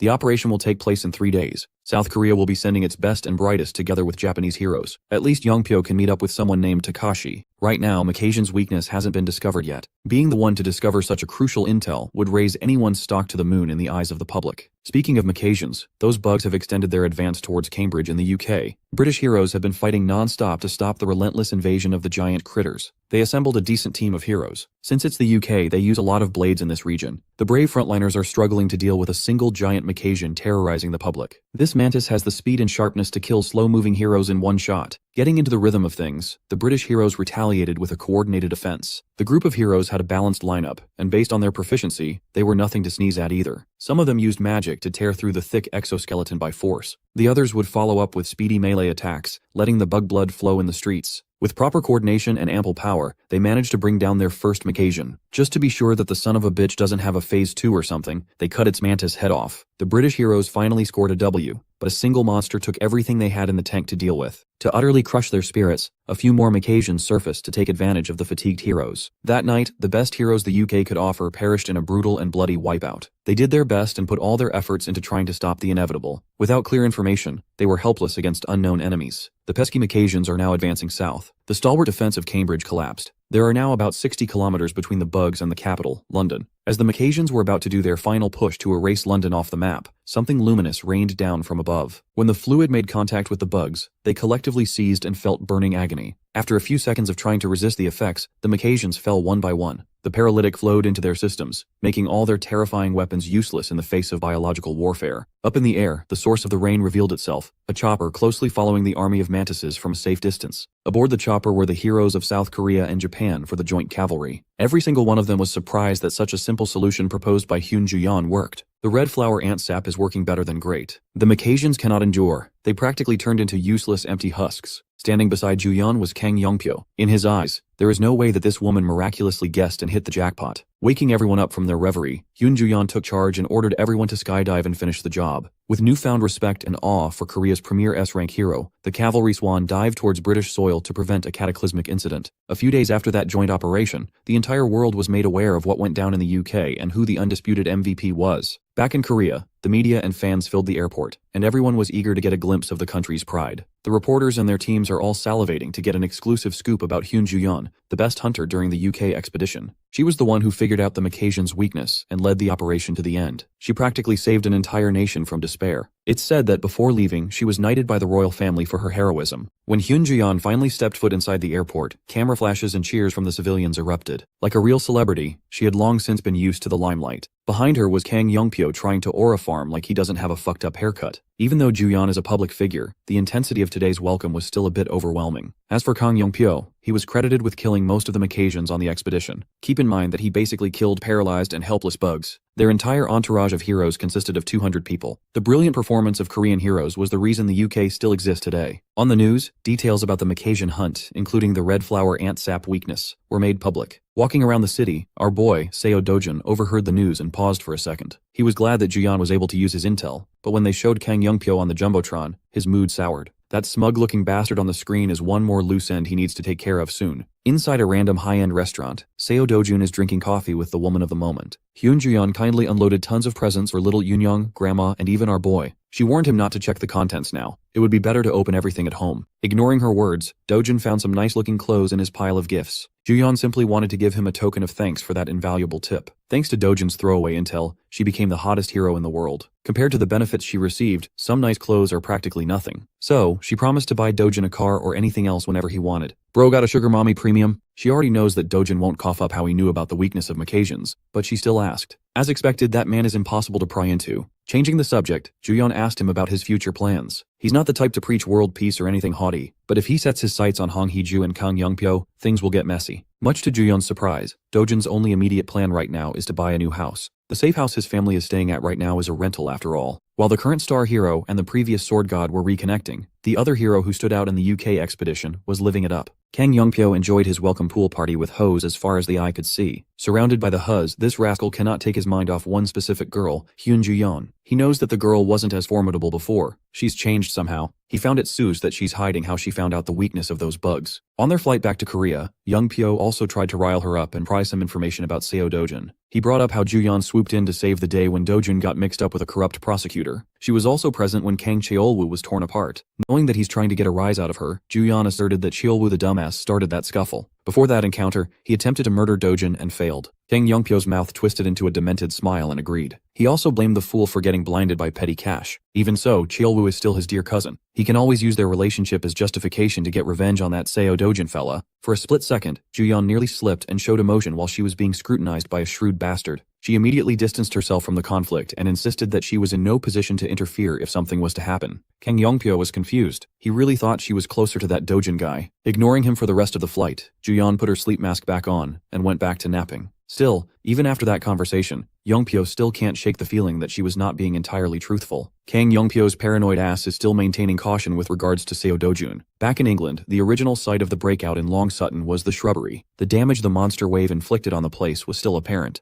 The British Hero Association deployed what little hero force they have inside the rifts to at least secure the magic stones before the second wave flares up. Some of the guards outside are discussing how they could have easily stood out as D-rankers if they just knew that Macasians could be taken down with just a little bit of red flower ants sap. If their forces managed to block the wave early, they could have easily farmed ungodly amounts of magic stones. You see, once a rift breaks with a monster wave, it can never be converted into a gate. For the second wave, it's highly likely that a different kind of monster would pour out. There are plenty of records about entire countries being wiped out in the second wave. The unknown factor is the worst part. Suddenly, the rift throbbed. The raid team just went in not long ago to harvest stones inside. It's only been 5 hours. It's not nearly the time to pull out. Even so, the D-rank guards tightened the monitoring since desperate civilians trying to steal loose stones are a common sight near rifts. Instead of the usual sequence of people pulling out the rift, the whole thing seemed to shatter. Instead of the mining team, something or someone else came out of the rift. His humanoid face was scarred, and the set of armor he was wearing looked out of this world. This guy is definitely not a hero. His outfit and scars don't even look realistic. Before the poor guards could contact the headquarters, they lost control of their bodies and floated in the air. The man took a single step, and it felt like he teleported while effortlessly lifting the guards. British Guard number 1 tried to fight back using the UK's signature weapon, 3 knives. The flying blades reached their target, but multiple circular green lights made them vanish like they never existed in the first place. With a hoarse voice, the man complained that these guards are way too weak. He clenched his fist and made the green lights move. As a result, the guards were painfully sliced and diced, losing their limbs. Imagine getting turned into a limbless mannequin on the job. A dark miasma flowed out of the man's body. Using that dark miasma, he held dominion over space and grabbed one of the guards' smartphones. He verified the current date and calculated that it's been 10 years since the last time he set foot on Earth. And yet, his mission hasn't even reached 20%. After all his effort to open dimensional rifts, is it finally time to admit his failure? No, he just needs to increase the mana concentration to get back on track. But before that, this planet is due for some decent cleaning up. It's about time to weed out the weaklings. Back in South Korea, specifically in the Paju region, a young man is venturing into one of his routine farming escapades, oblivious of what's happening on the other side of the globe. Slinging nothing but a backpack, Seo Dojun walked around the restricted area. Suddenly, his senses flared up upon noticing abnormal vibrations in the ground. As he had expected, a battalion of disgusting worm monsters surfaced, eager to sample some meat. Their bodies were filled with metallic spikes, their mouths layered with sharp fangs. Dojun stood in the middle of the party, completely calm and unperturbed by the flashy display of power. Instead of looking up to the monsters, he turned his attention downwards, to the holes that the worms made. He measured the hole with a glance, and estimated that there are about 26 worms underground within a 100-meter radius. With a twisted smile, he gathered mana in his hand, eager to test the bugs. He wondered how many worms could survive his initial attack. He sent the concentrated mana blast barreling down to the hole, and an eerie silence followed. After a few seconds of idle waiting, the much-awaited explosions finally spread towards every other hidey hole in the area. Along with debris and sweltering flames, every worm wriggling downstairs was forced upwards to escape being cooked alive. Dojun is a proponent of working smarter instead of harder. With this technique, he doesn't have to get dirt in his drip. While he was busy farming free stones from the disgusting worms, a meeting of grave importance was taking place in the city. Min Hongki, Korea Hero Association's deputy director, and his boss, Na Tai Wang, were discussing a young man who was proving difficult to deal with. Of course, they were referring to Seo Dojun. According to the reports, the guy's strength could not even be measured with a standard hero meter. Other association executives, namely Vice President Park Seung-cheol, found it preposterous and threatening to have a presence like that roaming free in the country. They want Seo Dojun to answer the association. According to the deputy's intel, every bizarre thing about Seo Dojun started with Kang Cheolwoo's evil plan. After awakening in the gate raid where he was supposed to die, Dojun drastically changed. He later took his revenge and handled the new rift in Mapo by himself. Sure, he showed some excessive actions from time to time, but he always had good reason to do so. All in all, Seo Dojin's power can be classified as an overwhelming force. Natewang mused that a wild horse is the hardest to handle. Nevertheless, they have a good horse in their stable, and that's what matters. What spurred this discussion in the first place was Dojin's request for an official hero license. He was granted special privilege to skip the standard procedure since he had a guarantor. Of course, that backer was the S-rank darling of the country, Hyun Ju-yeon. Upon hearing his connection with the Golden Girl, the geezers of the association were flabbergasted. Knowing that they can't afford to offend Ju-yeon, given how hot her name is at the moment, Seo Dojin's request for a hero license was smoothly granted and expedited. He was slotted in as the 8th S-rank hero of South Korea, and he had never even stepped foot in the association. Thanks to his newfound status, he can finally hunt in any rift zone he pleases to his heart's content. It's not a bad thing to have. The way he wreaked havoc in the Paju rift zone, burning dangerous worms to a crisp, quickly reached the association director's ears. That intimidating geezer was quite amused that the country's newest S-ranker is already living up to the title. It's not every day you hear about a hero entering a second-degree rift by himself without any guild members or allies to support. It's simply insanity in the eyes of normal people. The vice president, who was the one so strongly opposed to Seo Dojin, is now advocating to reveal the young man's identity to the public, so the association can start promoting a new rising star. Thankfully, the deputy shut down such a stupid and greedy idea. Min Hongki asserted that they should ask for the man's opinion first before exposing him to the life of being a public figure. VP argued that since they are in an era of unrest,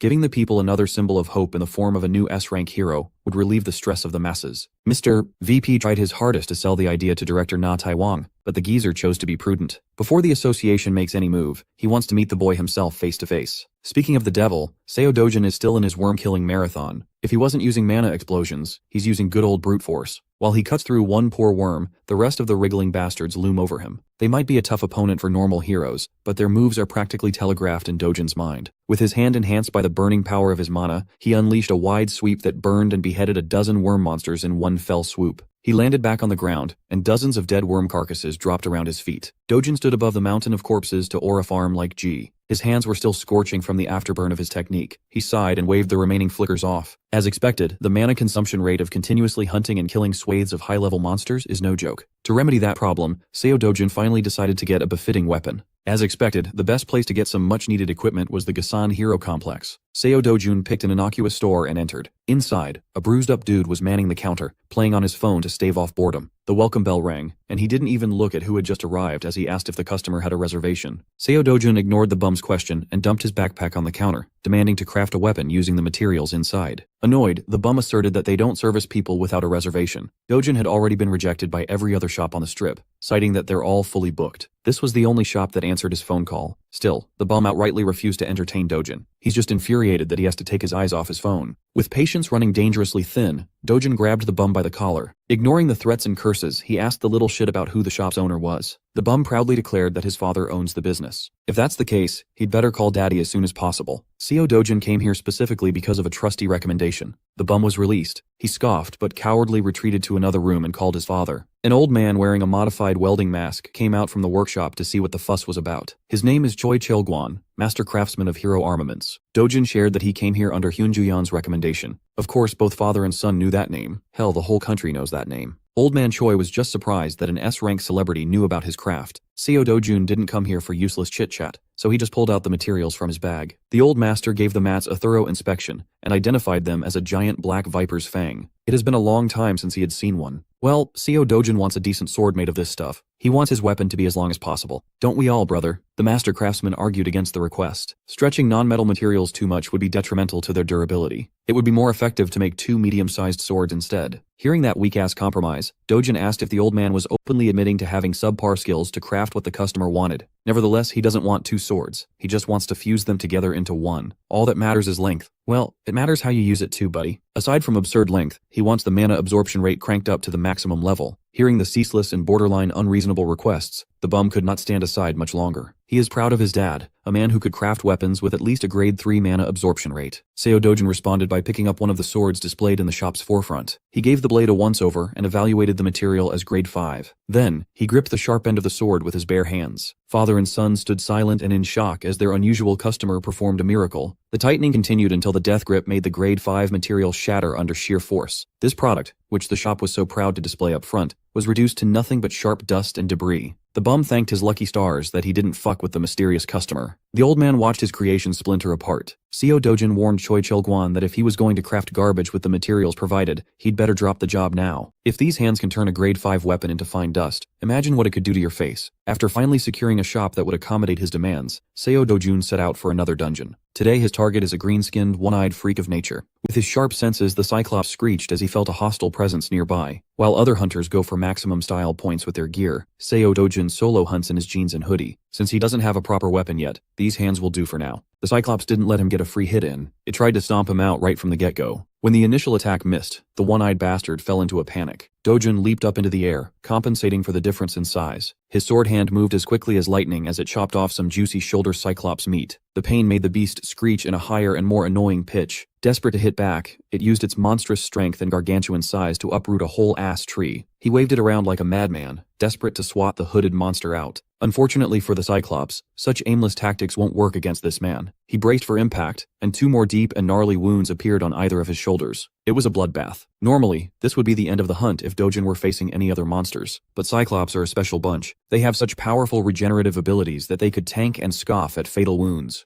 Dojin had already taken this overpowered ability into account earlier. If the enemy has insane healing, you just have to keep doing damage. Without giving the Cyclops a chance to retaliate after a fresh regen, Dojin scratched, sliced, and diced his way through the tough flesh and grotesque innards. To cap things off properly, he beheaded the giant monster and stuck his superhero landing. It was a clean but bloody victory over the green-skinned meathead. Seo Dojun sighed in light exhaustion. Right now, maintaining a mana sword for extended periods of time is still too demanding and inefficient. He grabbed his bag and retrieved a pitcher. Dojun dipped that thing into one of the grotesque wounds he gave the Cyclops, as if he were just getting juice. This was the exact aim of today's expedition, to grab some of that good Cyclops blood. He returned to the hero district by sundown. As usual, the bum was manning the counter, so he wordlessly plopped his blood pitcher down. He instructed the papa's boy to give the pitcher to daddy. With this, the 2 black viper fangs could be easily fused together. After that short explanation, he refused to elaborate and walked out of the shop. All the basic materials for his weapon have been gathered, but if he wants a higher mana absorption rate, he needs one more ingredient. There is only one place on Earth to find it. While he was planning and mapping a way to find that secret ingredient, his fellow S-ranker was receiving a very important call. Hyun Ju-yeon was having a relaxing vacation when she picked up the call and heard a country mentioned, Brazil. The sun is up, and the water is just right, but Hyun Ju-yeon can't even fully enjoy her vacation due to that call. After their recent European mission, the Korean Association had decided to send its heroes to Brazil. That means the Brazilian government and association have given up on shutting down the rift zones themselves. As far as Jong Eun-ju knows, Brazilian monsters are especially violent, but the magic stone drops are unnaturally high. With a lot of money on the line, her Cleome guild is slated to go too. She urged Ju-yeon to accept the mission and go with the friend she was with a few days ago. Inju reckoned that the country's 8th S-ranker must be that dude they went into the dungeon with, the one rumored to be Hyun Ju-yeon's man. Inju is all for supporting this budding love. She found it romantic that 2 supremely powerful people hunted a fearsome Caesarian with just the 2 of them. After a lot of goading, Inju finally succeeded in getting Ju-yeon to agree on the Brazilian mission. However, she has no idea if that guy would even come. Back to the little shop in Gasan Hero Complex, Old Man Choi was looking at his own creation with awe. He never could have imagined that non-metallic materials could be melted and fused together by using Cyclops blood. If it weren't for this young man, he never would have come across such a bizarre technique. With this, he can make the sword as long as Dojin wants. They could go to the upper limit of about 180 centimeters. Seo Dojin wants a 2-handed blade with an adjustable grip for one-handed swings, something that weighs about 5 kilograms. Old Man Choi was surprised to see the rude kid from yesterday speaking so politely. He actually knows basic manners. Maybe his weapon really is just that important to him. Old Man Choi warned that 5 kilos would be heavy to swing one-handed. It's not like you'll swing the thing only once or twice. Dojin knows what specs he wants and he won't budge on that. Old Man Choi estimated that the crafting process would take at least a month, and the mana absorption rate should reach grade 7. He was unsatisfied with just a grade 7 rate.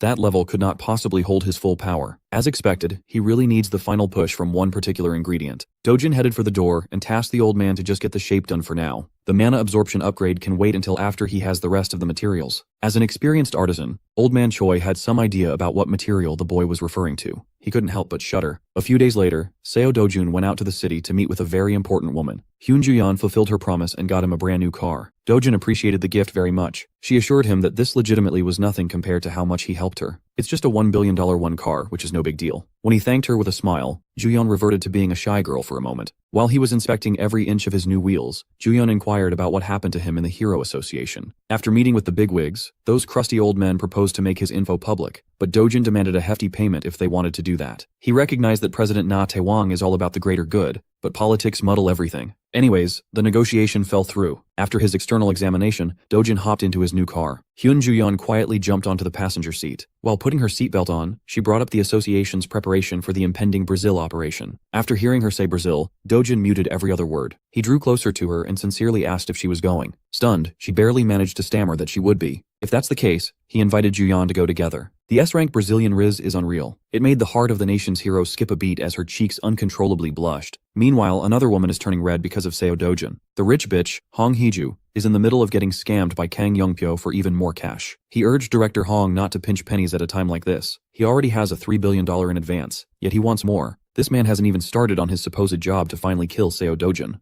Running out of patience, Hong Hee-ju seriously considered just hiring someone else to do her dirty work. She reckoned that there are plenty of lowlifes out there who would kill for tons of cash, no questions asked. Kang Young-pyo just laughed at her outdated intel, so he threw in a free tip. He just found out that Seo Dojun has just become the nation's latest S-ranker. They are practically peers. Director Hong refused to believe that the weak-willed child she drove away from the family had turned into some kind of superhuman. Young-pyo spent a lot of his own money to secure this info. If Hong Hee-ju doesn't want to believe it, she can just wait until Seo Dojun climbs this tower and kills the bitch himself. With desperation and fear for retaliation, Director Hong stopped Young-pyo from leaving. She is out of her depth, and she doesn't want to die. This crazy lady promised to pay as much as it would take just to take Seo Dojin out of the picture. Kang Young-pyo smiled and replied, he changed his mind. Instead of getting more cash, he would rather have a stronger business partnership with the director's conglomerate going forward. At this point, Hong Hee-ju would gladly say yes to any form of payment. In that moment, he received a very important text message. It seems like the heavens are smiling upon the accursed lady. The perfect chance to take out Seo Dojun just came up. A few days later, the nation buzzed with the news of yet another international expedition for the nation's heroes. All the S-rankers that accepted the mission are now aboard a luxurious private jet. In social media, people are excited to watch 5 S-ranks save a country on the brink of annihilation. Korean users were bursting with pride. One of the S-rankers was Jang Sung-ho, who carried the P group to the top on his own. He only agrees to missions if there are tons of money to be made. There's also Park Hae-il. His guild had recently shrunk to nothing, so the cash reward for this expedition is sorely needed. Hyun Ju-yeon, on the other hand, is the country's current national hero. She just saved Britain, and now she's going to Brazil without resting in between.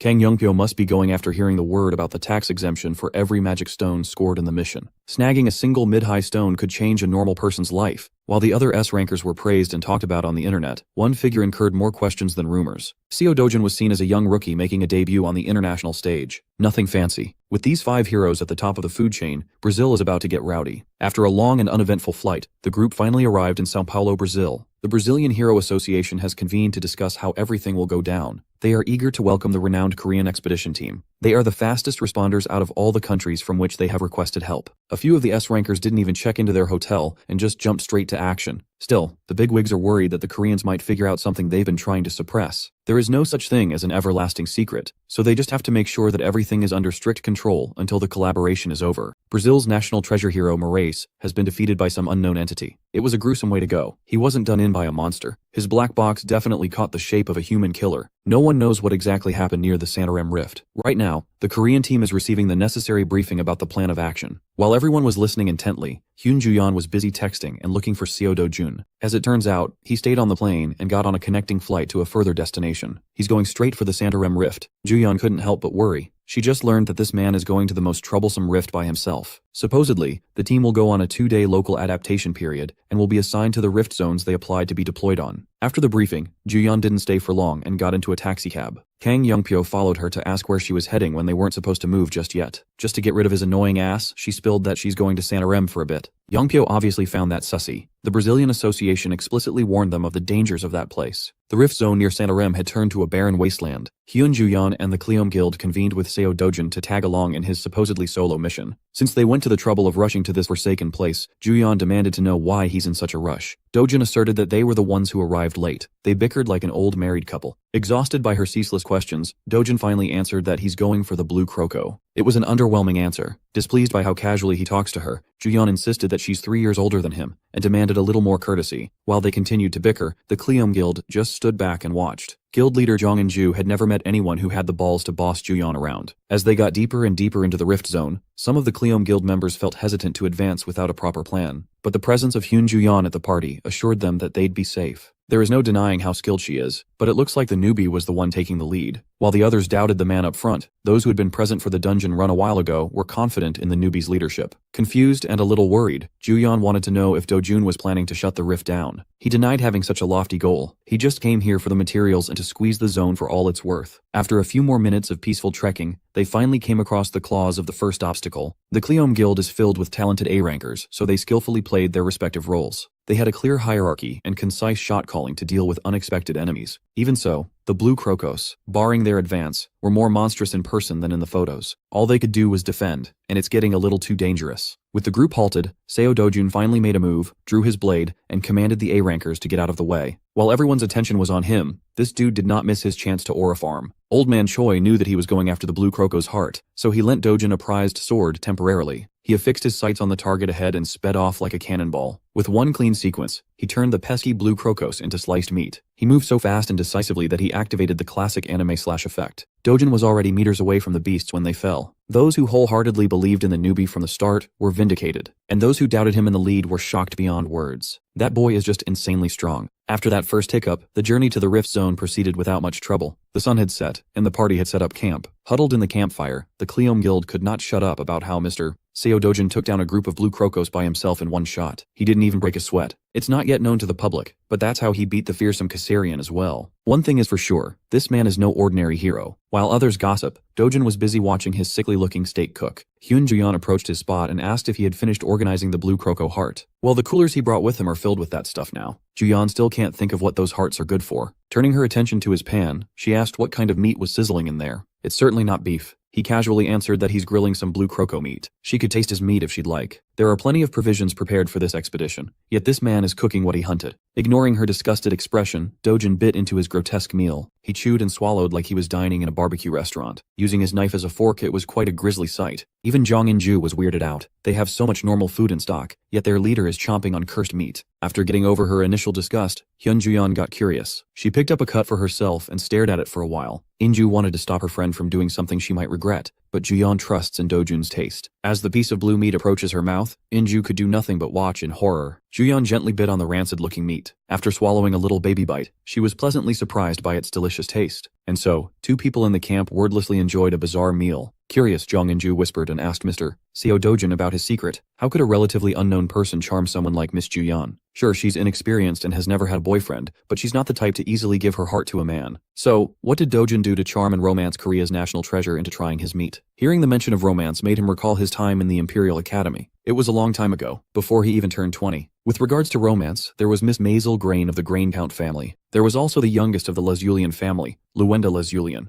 And of course, his last sanctuary in the destroyed world, the valiant knight, Veronica. He got way into reminiscing about the past and was brought back by In-ju's whispered shouting. As for his secret, he answered that Juyeon is the moth to his flame. In-ju had never heard something more cringeworthy in her entire life. Just like that, the night passed with a very playful atmosphere. Even Dojun was smiling and having fun. Back in São Paulo, Kang Yongpyo is still living it up in a grandiose hotel suite. He's still wondering why Hyun Juyeon was so in a rush to move when the proper operation date hasn't been assigned yet. According to his sources, she's moving with Seo Dojun and Jong In-ju's guild. He turned to his assistant and asked about the range of profitable monsters in the Santarem area. As far as he knows, there should be none that would be considered lucrative. Every single thing related to that bastard Seo Dojun is simply too unpredictable. Yongpyo's worries dissipated when the hateful director Hong rang his phone. As always, she's called to ask if the job is done. Hearing how impatient she sounds, Kang Yongpyo prodded if something had happened on her side. Well, she's worried that her father might have found out about the news of Dojun's ascent to S rank. He's telling the boy to come back home. Now that the chairman of T Group is getting involved, Hong Hee-ju is getting antsier than usual. Yongpyo finds her suffering amusing. Still, he finally met a proper partner who would net him immense profits. He'll make sure that she won't feel disappointed. He assured the bitchy director that Seo Dojun would not be able to return to Korea. Hearing him say that provided Hong Hee-ju some semblance of relief. Kang Yongpyo marked a spot on his map and prepared to contact someone named Takashi. Now that Seo Dojun slunk off into an isolated place of his own accord, his work has become a lot easier. When the sun rose, the Santarem expedition team continued their journey with Dojun at the helm. Hyun Juyeon held the map as the navigator and warned Dojun about going towards the jungle because of the monsters. Chief among those that warrant worrying is the lynx. Of course, Dojun knows everything there is to know about the lynx. Instead of staying clear of the thick jungle, Seo Dojun immediately headed onto the most dangerous path there is. Juyeon knows that there is no stopping this guy when he sets his eyes on the prize, but she compelled him to at least put some earplugs on. Thankfully, she has prepared some in advance. Earplugs are required when fighting a lynx. Its cries have a bewitching effect that can paralyze the mind. Dojin was aware of that, but he refused to take the plugs. Juyeon did not easily give up trying to convince him to put the earplugs on. The intel and warning came from the Brazilian treasure hero, after all. Ignoring her pleas, Seo Dojun wordlessly and casually traversed the heavy thicket of Santarem jungle, leaving them with no other choice. Hyun Juyeon and the Cleom Guild were dragged into this treacherous detour. After a whole day of non-stop trekking, they finally reached the monster's lair. Under the bright moonlight, the lynx stared them down like a predator eyeing its prey. It looked like a deranged, overgrown cat. As soon as the beast made its presence known, Inju ordered her subordinates to cover their ears. While everyone was panicking, Dojin just stared at the cat without budging. He is not a prey. Two predators sized up each other. It was a contest of who had more aura. As expected, the lynx immediately opened its horrid snout and unleashed an ear-piercing cry. Hyun Juyeon and the Cleom Guild members hurriedly covered their ears while Seo Dojin just stood there and raw-dogged the sound. Noticing his odd calmness, Juyeon wondered why he wasn't doing the bare minimum defense against the lynx. Dojin dropped his hand and conjured a fiery ball of energy. With perfect precision, he threw the projectile on the perched lynx backdropped by the moon. That certainly made the screeching cries halt. Recognizing him as a threat, the beast bolted away in the nick of time. Dojin promptly unsheathed his blade and chased his prey on foot. Jong-in-ju, Juyeon, and the rest recovered their step and followed suit, but it was still unclear what the hell was happening. They ran through the depths of the woods, and Dojin's strides came to a screeching halt. The lynx that welcomed them was just a bait to lure unsuspecting victims to the pack's lair. That kitty cat got hit by Dojin's attack in the entrance, so it looks pissed. Suddenly, its eyes glowed with a warm and radiant light. Its gaze scanned the group of humans up front and quickly settled on a main target. Juyeon was picked. Her eyes met the lynx's glare. For a moment, she went under the monster's spell. Thankfully, Dojin moved quickly to cover her eyes. He then calmly explained that a lynx's cry wasn't the death sentence to worry about. What paralyzes the mind of the prey is the monster's magical eyes. The solution is simple then. Everybody should just close their eye holes for a moment and let the MC do the heavy lifting. Dojin confidently advanced with his sword in hand. Perhaps it's time to test his current limits. With a crescent sweep, his energy manifested a burning arc adorned by lumps of power, a technique that can turn a swordsman Super Saiyan, the Vandayan sword skill's first form, a miracle born from a single point. He extended his tip forward and steadily summoned a much more condensed version of his energy blasts. The Lynx pack had never encountered anything like this before, and they didn't know how to respond. As a result, our boy got a free hit with his ultimate skill. The A-rankers of Cleom Guild were slack-jawed and a little terrified. Looking like a mad god, Seo Dojun released the stockpile from his tip, and the burning climax scorched everything in its path. The poor furries crawling along the branches recognized that they were fucked a tad bit too late. The pack took the brunt of the A-miracle born from a single point. They got absolutely nuked. Its impact almost swept the ladies off their feet, and not in a good way. When the radiance of the spell died down, the aftermath it left revealed a ghastly sight. A whole section of the forest had been deleted from existence. The land was burnt to a crisp, and the man responsible for such destruction didn't even break a sweat. The unlucky beasts who tried to pick on the wrong guy were instantly cooked. They hyped the danger level of these things up so much, and they didn't even get the chance to show off their loadout. If Juyeon had to sum up Seo Dojin in one word, it would be unbelievable. Surprisingly, a single lynx managed to survive the blast that essentially obliterated its whole bloodline. Dojin is not one to leave loose ends, so he calmly strode forward to finish the job. With desperation, the survivor lynx frantically tried to paralyze the executioner with its signature skill. Dojin was interrupted by cutting its furry little head off without mercy. It was a clean cut that marked the end of tonight's one-sided hunt. The last thing the beast saw with its blessed eye was the face of the man who swung the blade. Dojin kneeled and heartlessly gouged the dead lynx's eye. Like a true hunter, he's not about to let such a precious part go to waste. After burning the beasts and harvesting their loot, the group walked back to a safer path with an even higher assessment of Seo Dojin. Juyeon was giving him googly eyes from the back. Everyone was thinking the same thing. The man leading this expedition was definitely outside the human level. Some people would put him above the iconic hero, Chavri Alphonse. Some would even go as far as rating Dojin at the same tier as Kane Lester, the world's current strongest hero. The journey back to the normal route wasn't without its obstacles. They had barely broached the swampy area, and some ghoulish humanoid creatures had already come up to hassle them. These monsters cannot read the room at all. The undead don't have brains after all. They're just a bunch of corpses moving with the sole purpose of devouring. Their charge might look intimidating at first, but it was simply too straightforward. A fist extended out and decked one of the ghouls out of the way. Seo Dojin continued his kill streak after a brief break. This time it's via headshot again. He didn't need a weapon or some fancy technique. The undead can catch his hands and return to the underworld. Once he got into his rhythm, it was basically over. A flurry of heads exploding in quick succession rang out as the ghouls fell one by one. Using his bare hands, Seo Dojin ripped every single one out of their bodies. This time, the Cleom Guild members accepted that they're just spectators and stood back to watch the highlights. A few moments later, after looting whatever they could salvage from the ghouls, the group continued their trek. While walking, Juyeon couldn't hold her curiosity in, so he asked Dojun about his swordsmanship, the move that produced the radiant flashes specifically. She's obviously talking about the Vandayan sword skill's first form, a miracle born from a single point. He half-heartedly asked if she wanted to learn it, and Juyeon's face immediately lit up. But in a peaceful world like this, he doesn't see any reason to teach someone something so OP.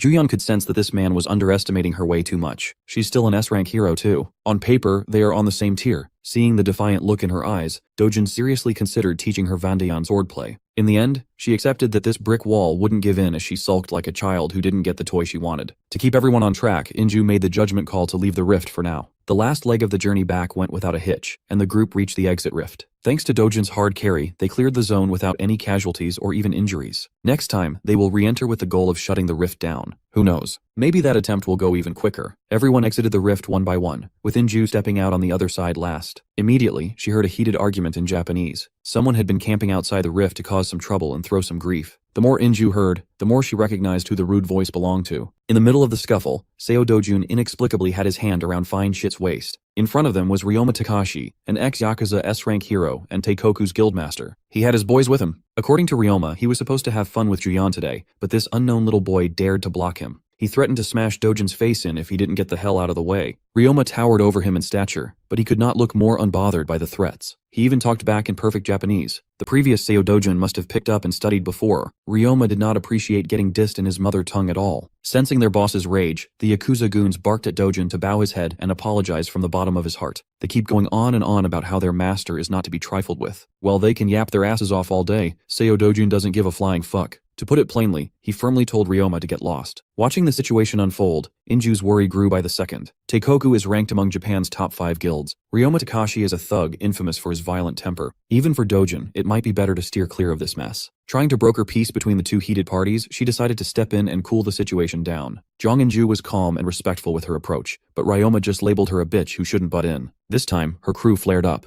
Their guildmaster was being blatantly disrespected. It could have easily devolved into a guild war, but Inju had her boys under control. Despite the insulting words, Jong Inju formally introduced herself as Cleome's guildmaster and proposed that they settle the beef without escalating the situation. Ryoma just spat on her peaceful agreement. He had never heard of the puny Korean guild, so why should he care? Going even further, Ryoma offered to give Inju a turn on his 2-inch beast after he's done with Juyeon. He proceeded to forcefully grab Juyeon, but Dojun's body blocked that grab. Irritated, Ryoma finally showed his teeth after barking for so long. His fist gave Dojun's cheek a little kiss. He thought that would be enough to knock some nobody out, so he could have some fun in the meantime. The dumbass Yakuza also leaked that he has some business to settle with Dojin. One can infer that this stunt is just one big, calculated provocation. If that's the case, Dojin is down to playing along. He immediately got his payback by socking Ryoma on the same cheek. His punch was noticeably more effective. It threw the Japanese cliché flying back to his crew. The hardcore Yakuza glazers who were barking obscenities didn't expect to see their boss in this state. Dojin advised everyone to stand back. Since these assholes struck first, whatever happens next can be reported as self-defense. The Yakuza goons drew their respective weapons and got in position to retaliate, but the boss called the one-on-one. Ryoma got rid of the jacket covering his chiseled physique and ordered his men to fall back. Awakening the power lying dormant inside his body, the ex-Yakuza S-ranker showed why he's one of Japan's best. Before the inevitable fight started, Juyeon turned to Dojin with a piece of advice. She did not bother talking him down or any of that crap. She just asked her man to at least leave the poor Japanese gangster half dead. What happened next was what you might have expected. To the boys from Japan it was a shock, but to the expedition group, it was the norm. Seo Dojin is absolutely pub-stomping the trash-talking Yakuza bastard. Ryoma had his head buried deep in the group while the heels of Dojin's shoes bashed him deeper with every stomp. Miraculously, Ryoma managed to get out of the embarrassing position by cowering away. He crawled backwards to his boys while trying to reevaluate his life choices. Who the hell did he mess with? How can he be human? This is not what he heard about from the source.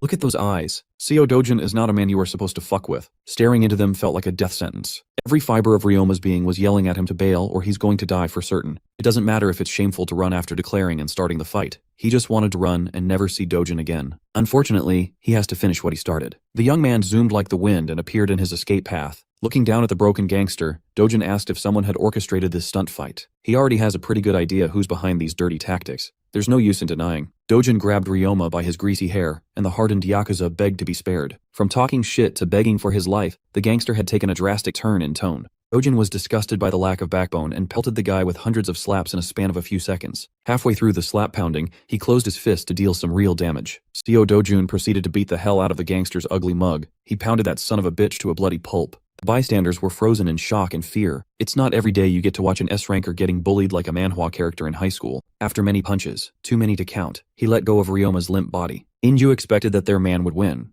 but this is even more one-sided and graphic than she thought. After a brief break, Dojin is back on, giving the bastard some more trauma. He carefully placed his heels on the back of Ryoma's head. With everyone watching, he slowly increased the force on his step, silently threatening to crack the guy's skull with his foot. At this rate, one of Japan's valuable S-rankers might really croak here. Inju pushed Juyeon to say something. She snapped out of her daze and pleaded for Dojin to stop before they crossed a line that should not be crossed. In response, he calmly claimed that he'll take responsibility for his actions. Juyeon had had enough of his edginess and dragged that boy out of unnecessary trouble. He shouldn't do something he would need to take responsibility for in the first place. Still, Dojin had seen more than his share of scum like Ryoma. He found that it's better to just kill those types instead of leaving a loose end. But this is the modern world. Inju and Juyeon don't want him to get his hands dirty with trash like this. To convince Dojin that the Yakuza had learned their lesson, Inju prompted the goons to surrender and steer clear unless they wanted to end up like their boss. These pricks immediately got on their knees and swore not to mess with Dojin anymore. But Dojin is a hard man to please. He's not satisfied with some performative kneeling. He wants the head of his enemies on the ground, begging for their puny little lives. Knowing that this kid could probably one-shot 3 of them at once, the goons did as he asked quite convincingly. Dojin also brought up that Yakuza members are supposed to cut off their fingers when they screw up.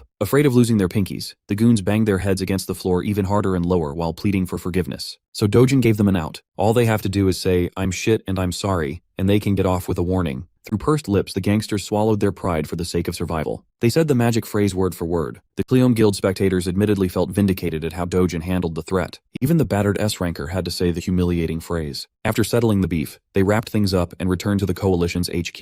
The next day, in sunny São Paulo, Brazil, Juyeon and Inju found themselves in the office of Brazil's Hero Association to report about what had happened the day before. Reading the events that transpired on paper was a little hard to believe. The report summed up how an S-rank hero like Ryoma Takashi was beaten to the point of being crippled by just one man. There's a bunch of eyewitnesses, but it's still hard to accept. Brazil's Hero Association was really hoping that Korea and Japan would work closely together in the quest to close the troublesome Santoram rift. If the report is accurate, the Brazilian association won't have to get involved. They'll just hand the case over to the respective hero associations of Japan and Korea for an internal decision. With that out of the way, they move to the part of the report regarding the group's trip near Santoram. For now, everything seems to be normal. The Brazilian Hero Association's representative kept seeing Seo Dojin's name popping up on the reports, so he asked if he could see the guy. But that would be impossible right now, as Dojin is left to allegedly wrap some things up cleanly. Inside a lonely hospital room, a poor patient covered in gauze and barely recognizable with his fucked up face opened his eyes to a nightmarish sight. Dojin had come to pay his victim a proper visit with flowers in hand. Before Ryoma could make a scene, the executioner commanded him to stay still and claimed that he was here on an official hospital visit. He then reached inside the flower bouquet and retrieved the eye of the lynx stashed inside. Dojin forced Ryoma to engage in an intense and unfair staring contest. With the gangster completely under the lynx's bewitching power, it's about time to dig some information on the man behind the provocation. Dojin stayed in that hospital room, interrogating his victim for quite some time. By the time he was finished, the infamous Ryoma Takashi had been reduced to a bumbling idiot with a fried brain. He kept on calling himself a lowly trash that caused trouble for the Korean guilds. His mind was completely broken, and the loose end was cleaned up. When Dojin walked out of the room, Ryoma had been thoroughly lobotomized. He kept on chanting that the Yakuza are shit. Knowing how to take care of lingering enemies while aura farming is a mark of a truly great main character. Rumors of the clash between Korean and Japanese heroes quickly leaked and spread around every major news publication. Some articles detailed the beating, some show the aftermath, and most publications were trying to get the Rising Stars statement. Korea Hero Association's president Na Taiwan is tapped into the pulse of the people. He knows that his new guy is sweeping the news cycle. The reaction is explosive. Reports about Seo Dojin filled the airwaves. The association also received news that the Japanese Hero Association had dropped its investigation. Ryoma Takashi himself asked his government to stop it. This was strange, considering that he's known for being a hothead who will always pick a fight at every chance he can. For a whole country to back off, something more must have happened. As for what that something is, Nataiwang had no clue. The old man just could not shake the feeling that with Dojin at the center, the balance of the world had already begun shifting. Right now, only one day remains until the operation to close the Brazilian Rift Zone kicks off. The Korean team that arrived early had just finished adapting and familiarizing themselves with the area. Everyone exchanged and shared joint operation plans, rigorously perfecting the strategy. The rest of the heroes conscripted from all around the world had also gathered around. To encourage success and cooperation, the Brazilian government arranged some sort of pre-battle Eve festival. The star of the event was, of course, today's enigmatic media darling, Seo Dojin. Bro bought a trench coat to maximize his aura. In the banquet hall filled with all sorts of delicacies, Dojin engaged the other heroes from other countries in conversation rather well. Word about him wrecking Ryoma Takashi has gone global. It's only natural that everybody wanted the dirty details. Everyone who comes up to Dojin just talks to him about the incident. And yet, he never responded with a trace of arrogance. Inju carelessly remarked that compared to the man of the hour, Juyeon and she are like ordinary people. This was the type of quip that would have gotten a response from the S-ranker, but she stayed silent, seemingly lost in thought. While wondering what put her in such a sullen mood,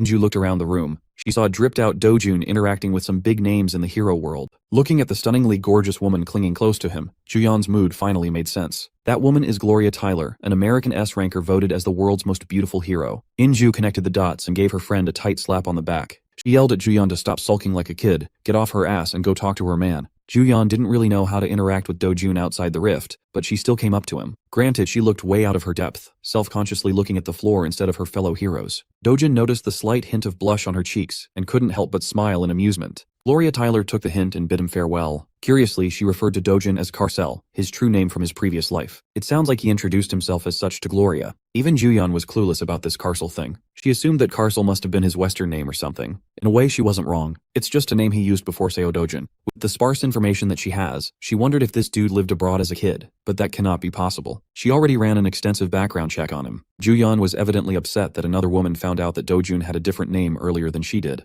While they were casually chatting in the middle of the banquet, some asshole was hovering closely. Inconspicuously holding a glass of liquor in his hand, Kang Yongpyo listened in. In his head, he was cursing his Japanese buddy for failing to handle one guy. At this rate, he'll just hate to step in himself. While his insides were boiling with the desire to rip Dojun to shreds, his big-ass ears picked up Juyeon whispering a word of warning. She reminded her man that even though he's strong, the enemies won't always play fair. Ryoma Takashi had a few close friends in his circle. The one they have to worry about is in this hall. Dojun cut her off before she could name-drop the obvious mastermind. He went on to claim that he didn't need to know who was coming. It's going to be the same shit, different ass. Just like Takashi, the mastermind is nothing but a dirty, arrogant, no-skill clown. Men like those are not even worth worrying about. Dojun really drilled that sentiment hard as he slowly turned his gaze to the direct target hovering behind. Kang Yongpyo quickly turned around and acted as though he didn't hear anything. But he did. This dude is on the verge of crashing out in the function. The icing on the cake of this masterful rage bait performance was Dojun's coy smile, openly mocking Yongpyo. The rage bait was successful. Yongpyo doesn't want to send another hired muscle. He wants to take care of this Dojun problem with his own hands.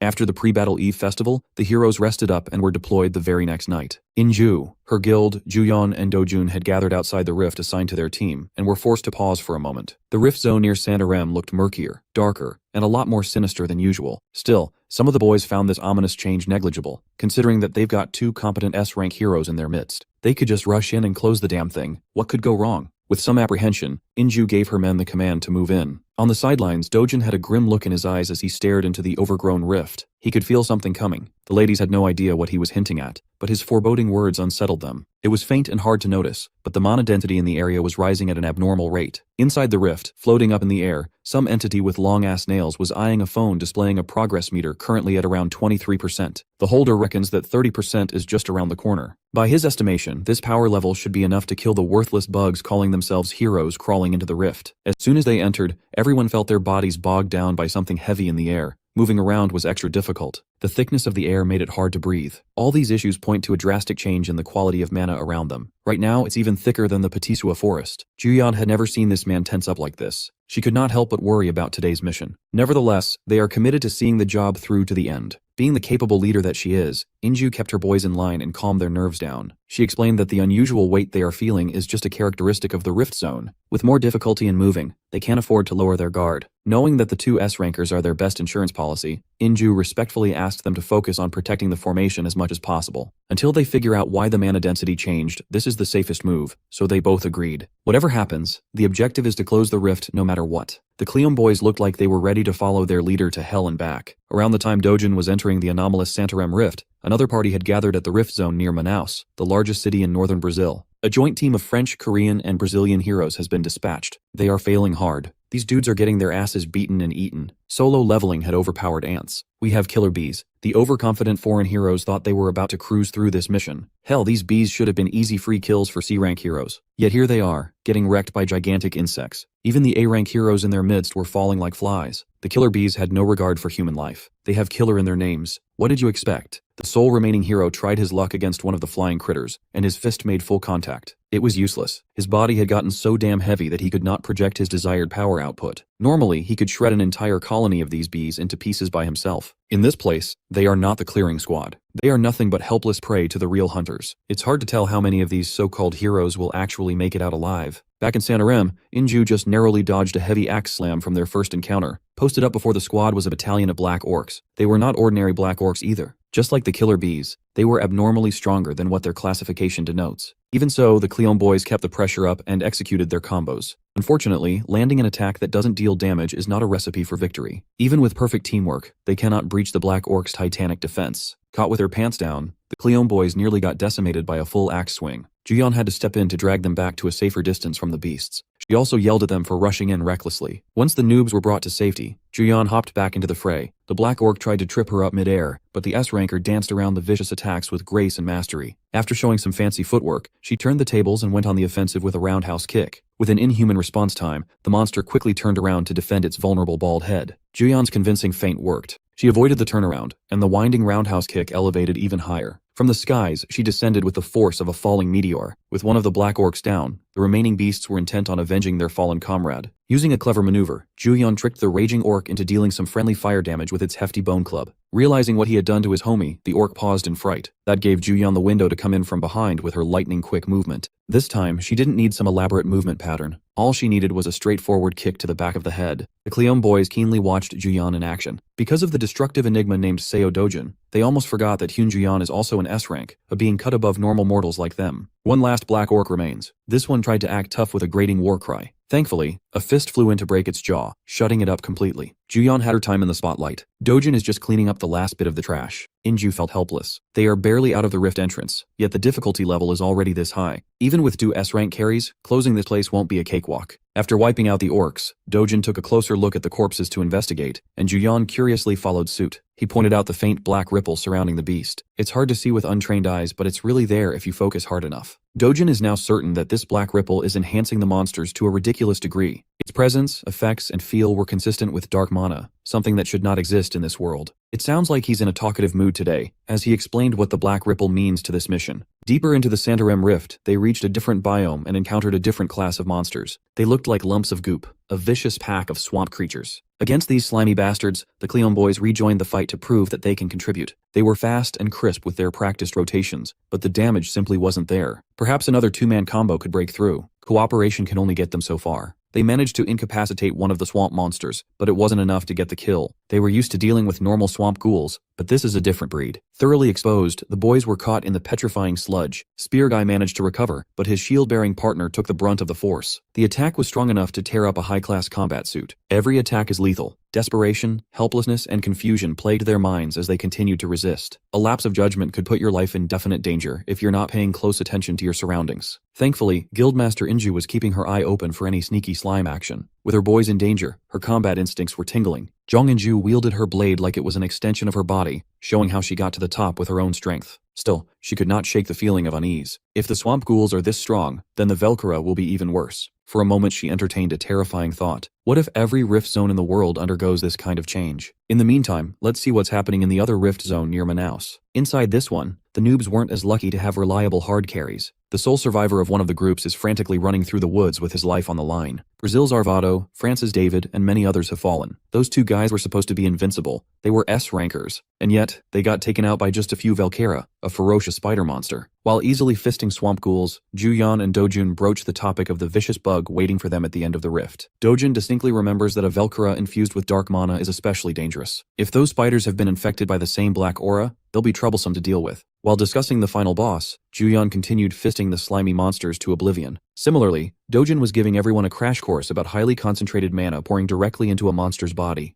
Juyeon asked if he was talking about the blue bar players used to cast magic in video games. It sounds like he's not going to get anywhere with a lecture. In this world, no one even knows that the biggest difference between heroes and ordinary people is their capacity to house and use mana. Stopping his high-level lecture, Dojin punches through a swamp ghoul's body clean. He pondered the implications of a world that doesn't even have the concept of mana. Now it makes sense why the world was so peaceful relative to his previous world. At this rate, that peace might be on the brink of breaking. But for now, he'll just brute force his way out of this swampy encampment with his bare hands. Dojin easily dispatched the biggest swamp ghouls in the blink of an eye. The Cleon boys looked like they had just gone through a war. Their S-rank babysitters, on the other hand, looked pristine. Since they're now in the clear, Dojin came up with a more digestible explanation of black mana's properties. Put simply, the monsters in this rift are like athletes pumped full of steroids and performance-enhancing drugs. He found the severe lack in humanity's knowledge about this simple concept strange and worrying. Leaving behind the swamp ghoul territory, Dojin took over as the navigator and led the team away from the area where Velkara appears. They also slowed the pace of their advance down to a crawl. A few minutes later, Inju gave the stop signal and the whole team halted. They hit the jackpot and found the place where a Velkera was stashing its feeding cocoons.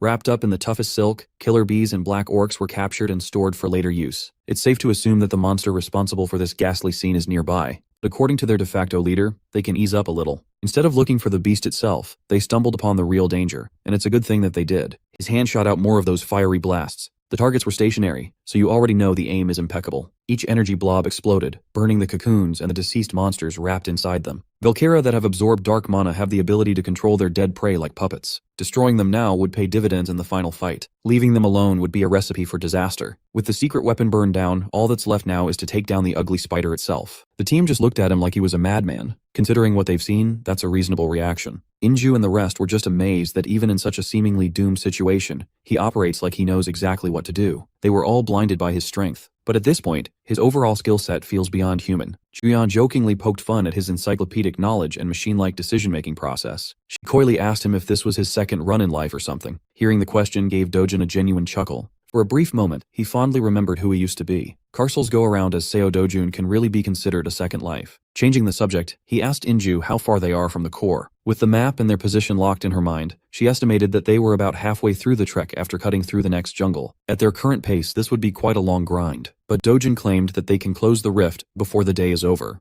This crazy idea might be possible for Dojin, but for the Cleon boys, a one-day boss rush would be too much. Most of them had already burned through their stamina against the swamp ghouls. If they can't keep going, they can just rest up. Dojin can't afford to waste time. He'll just handle the giant spider solo and come back once he's done. Without another word, he took off with a burst, carried by the wind. He left everyone behind without leaving any room for discussion. They all went through hell, yet that man still has the gas to traverse the woods like an unstoppable freight train. As the backdrop of the woods blurred, his eyes constantly darted around to pick up details that could lead him to the final fight. With his expert tracking skills and a vague idea of the Velkera's nest, he finally laid eyes upon his target. The Velkera is one nasty, scaly, and pointy beast. Its abdomen is coated with strong armor and protruding blades. It also bit a guy named Peter Parker once. All of that doesn't matter though. Seo Dojun leapt into the air and started his swinging motion with his sword still in its sheath. He started the exotic cooking show by slicing up the spider legs with scales thicker than steel. Judging by the bug's ugly screech, losing 3 legs at once sure does sound painful. Enraged, the Velkera opened its maw and shot some sticky silk like a gooner that just gained internet access. It was a big swing and miss as Dojin masterfully hopped out of the web's trajectory. He zipped all over the place with inhuman speed. There's no point in dragging the fight any longer when the gap is this big. With crisscrossing slashes, the exotic cooking show concludes. Dojin sliced and diced the Velkera into multiple pieces, and this dude still had the time to adjust his position to land perfectly and aura farm. The monster that slaughtered a bunch of S-rankers in the other rift zone was squashed in just a few seconds. He stood up, exhaled deeply, and scanned his body for any changes. Surprisingly, his stamina is still at its peak, devoid of any fatigue. This might have something to do with the dark mana he absorbed through his mana cultivation technique. After packing up the strongest monster in the rift, Dojin strode back to the camp like he had just peed in the woods or something. Juyeon and Inju didn't have to ask if he did what he set out to do. They just know he's him. The guy doesn't even look tired in the slightest. His hoodie was splattered with blood all over, but not a drop belonged to him. Since he can't sense any more dangerous monsters nearby, this jungle should be the perfect spot to camp and rest. After the fire got started,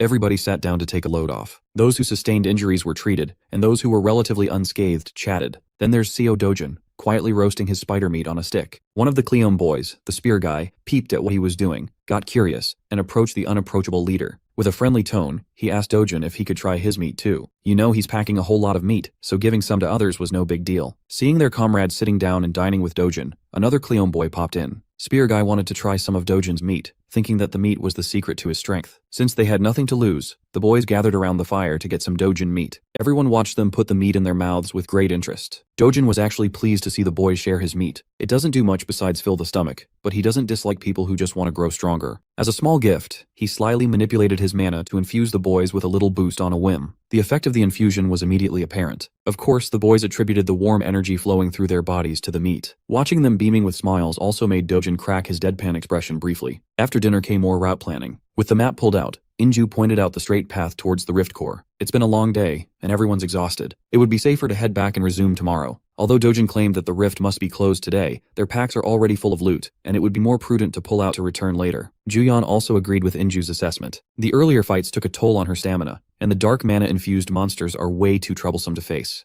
Well, the original plan was to delay closing the rift zone as long as possible in the first place. This way, they could gather as many rare materials as possible, which includes the blue Croco's heart. They were supposed to turn the rift into an infinite resource glitch. but the sudden involvement of dark mana changed that original plan. Drastic changes like this are never a good sign inside the rift. Furthermore, he could feel something off about the dark mana wafting through the air, but he couldn't quite figure it out. Dojin grabbed his sack and emptied his load on the floor. Pause. The sack was filled with the sparkling red eyes of the Velkera. He asked the ladies to take all this legendary loot back to the hotel first. Since they were dead set on retreating, they might as well hold on to his share of the loot. Before heading back into the deep dark woods, he promised to close the rift and join the group soon. On his way to the rift core, Seo Dojin encountered a lot of pesky obstacles. First were the newly respawned swamp ghouls clamoring around the muddy waters. He must have killed dozens of them at this point. He was just styling on these slimy beasts while continuously moving. When using his bare hands got a little too boring, his eyes sharpened, and the blade was drawn. Swampy monster goop stained his sword as ghouls disintegrated around his kill range. You see, the key to killing them quick and easily was to aim for the core all along. Opposite to where he was headed, the Cleom Guild and Hyun Juyeon took the route heading towards the exit, the second the sun rose. Walking alongside her dear friend, Inju voiced out her concern about Dojin.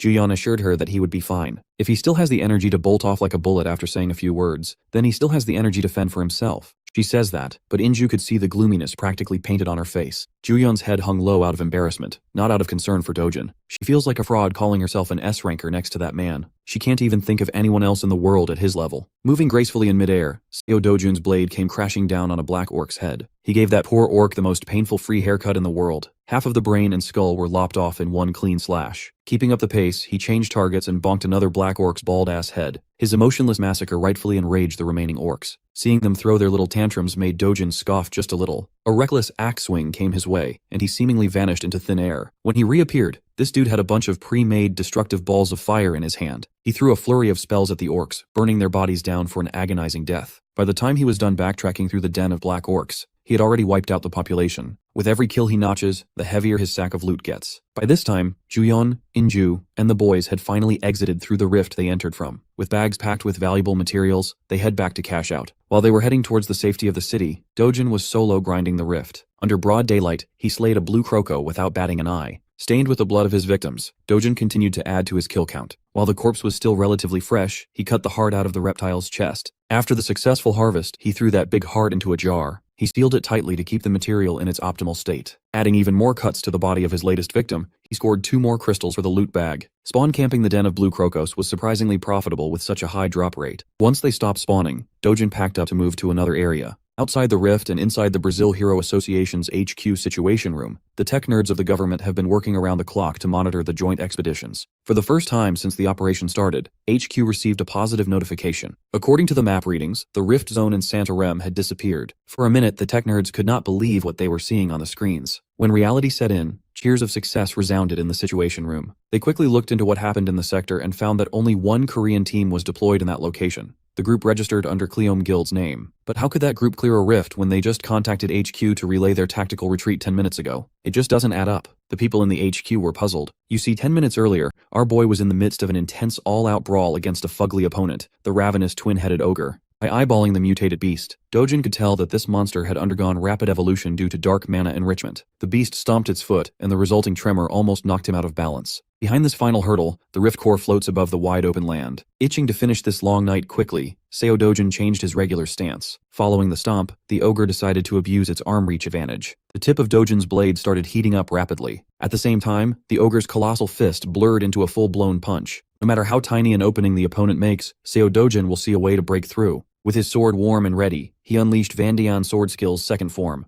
With fire that can eradicate everything in its path, Grami Grimora Poera, line-sweeping magic, blazed. The twin-headed ogre could not have possibly prepared for what's to come. A perfectly straight slash lined up against the monster's shoulder was meted out before it could respond. It left a deep and long gash across the ogre's body, making it roar in agony. In combat, Seo Dojun can finally let off some steam and smile like a madman, and he's just getting started. Not letting the monster catch a breather, he charged forth with the fiery blade in hand. He was way too fast to defend against. He was practically butchering the two-headed bitch to pieces. In desperation, the ogre raised its fist and tried to deliver a punch packing the heat of its compact muscles. Dojin masterfully got out of the way with verticality while loading up another attack. This time, instead of just a single slash, multiple crisscrossing lines diced the beast. Even the nearby trees weren't spared by his sharp combo. With no regard for his surroundings and no noob heroes nearby, Dojin can finally stretch his muscles. At this point, the ogre knew that he was cooked. He has 2 heads and 2 brains, which makes the fear twofold. Instinctively, it tried to avoid the deadly attack by jumping out of the way. At first, it looked like the beast could gain enough clearance to evade the carnage. In the end, one of its legs still got clipped by the line-sweeping magic. It went through the skin, flesh, and bones, a clean cut. Both of its heads loudly groaned in agony. With the beast out of balance and one leg short, Dojin's next attack was a guaranteed crit.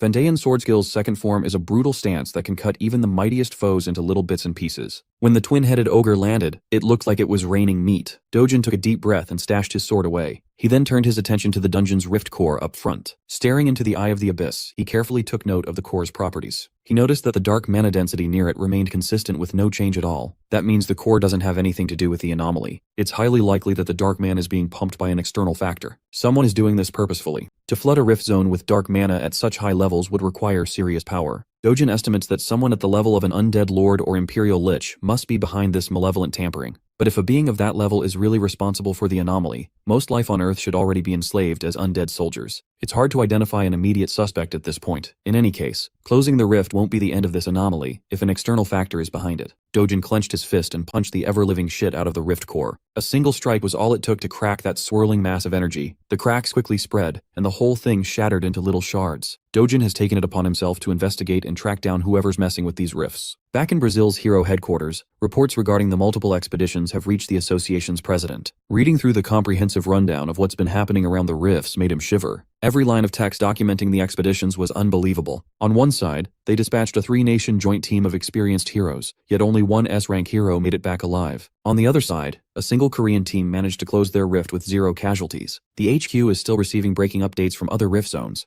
Virtually all attempts have failed, and the traumatized heroes are desperately withdrawing. Even though they curated the teams to at least have one S-rank hero in their midst, the first round turned out to be a massive fail. The only silver lining was the successful closure under Hyun Ju-yeon's Korean team. But according to the reports, it's hard to even attribute the success to the Korean team. Mr. President pulled the file and took a closer look at the Santarem report. It stated that the rift closed after they had already exited the portal. It just didn't make sense. It's hard to comprehend how the rift was closed. They need to hear what really happened from Hyun Ju-yeon herself. Thankfully, she's already en route to the headquarters and will arrive any moment now. From the moment Ju-yeon and Inju's team exited the rift to when they reached the HQ, just over an hour had passed. In that short span, Dojin closed the first rift zone without breaking a sweat. Now he has entered the second rift zone nearby. He quickly determined that the core of this one was underwater. Like the gigachad that he is, Dojin took the plunge into the monster-infested waters. On the other side of the country, the president of the Brazilian Hero Association just got caught up with what exactly happened in the Santarem rift. He found it incredulous. Even though the accounts came straight from Ju-yeon's mouth, it's still hard to believe that a single man-speed ran a rift plagued by this so-called dark mana. Ju-yeon wasn't there for the latter part of Dojun's solo mission,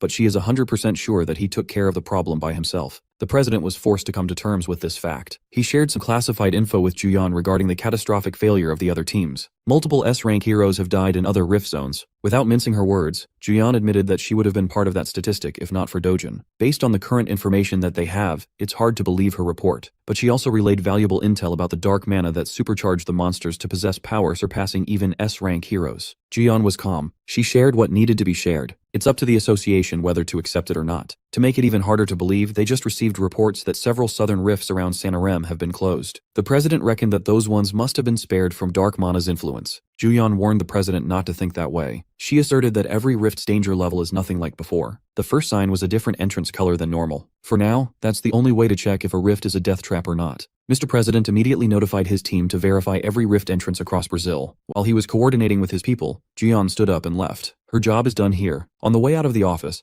she swiftly dialed Chairman Na-tae-wang of Korea's Hero Association. The old man patiently listened to Ju-yeon's detailed report regarding their expedition and the dangers of dark mana. Thankfully, there are no signs of such a dangerous variable yet in Korea. Na-tae-wang will be paying closer attention to their rifts. If S-rankers can get mowed down like helpless animals when facing juiced-up monsters, this is a real cause for concern. If a boss-class monster comes into contact with such a malevolent force, the results would be far more horrific. They might be in the clear for now, but Korea needs to prepare for the worst as much as they possibly can. While everyone else was panicking, Seo Dojin was calmly taking a dip in the serene rift waters. Rivers, lakes, and islands, in rift with these environments, the core can usually be found underwater. Naturally, humans can't breathe underwater. Very few heroes can fight at full strength in these disadvantageous conditions. As far as Dojin knows, New Zealand's national hero, Ivan Looper, is the only decent S-rank hero specializing in underwater combat. Because of his niche specialty, he commands a high price to resolve underwater rifts all over the world. Thanks to his unique underwater breathing trait, he could corner the market for troublesome wet rifts. As Dojun inches closer to the depths, he immediately feels the presence of dark mana getting thicker. Taking a single deep breath, he dove into the unknown. Proficiently swimming through the body of water, the creatures near the surface didn't pose much of a threat at all. Upon reaching a certain depth, all light seemingly vanished, possibly due to the presence of dark mana. He also noticed more vicious-looking monsters circling around with curiosity. As he strays further and further from land, he needs to stabilize himself underwater. He used his mana to form a membrane around his whole body, blocking the pressure and allowing him to move freely. The further he dives, the more he needs to adjust the resistance of the mana membrane. By the time he reached the deepest part of the rift, Dojin had perfectly calibrated his protective membrane, allowing him to move unimpeded. Immediately, he was targeted by one of the gnarly monsters lurking in the dark. It looked like a predatory seahorse that got too big. He's already familiar with this tricky beast, an Arachon. As expected, it looks pumped full of unnatural power thanks to dark mana. Dojin clenched his fist and strengthened his protection by spreading it across a bigger area. In doing so, he lit up the dark depths. The sudden burst of energy was enough to catch the Arachon off guard, slaughtering the beast without using his weapon. The blood, guts, and body parts of Arachon turned the water into a filthy crimson hue. The smell of slaughter also attracted a school of bloodthirsty piranha monsters.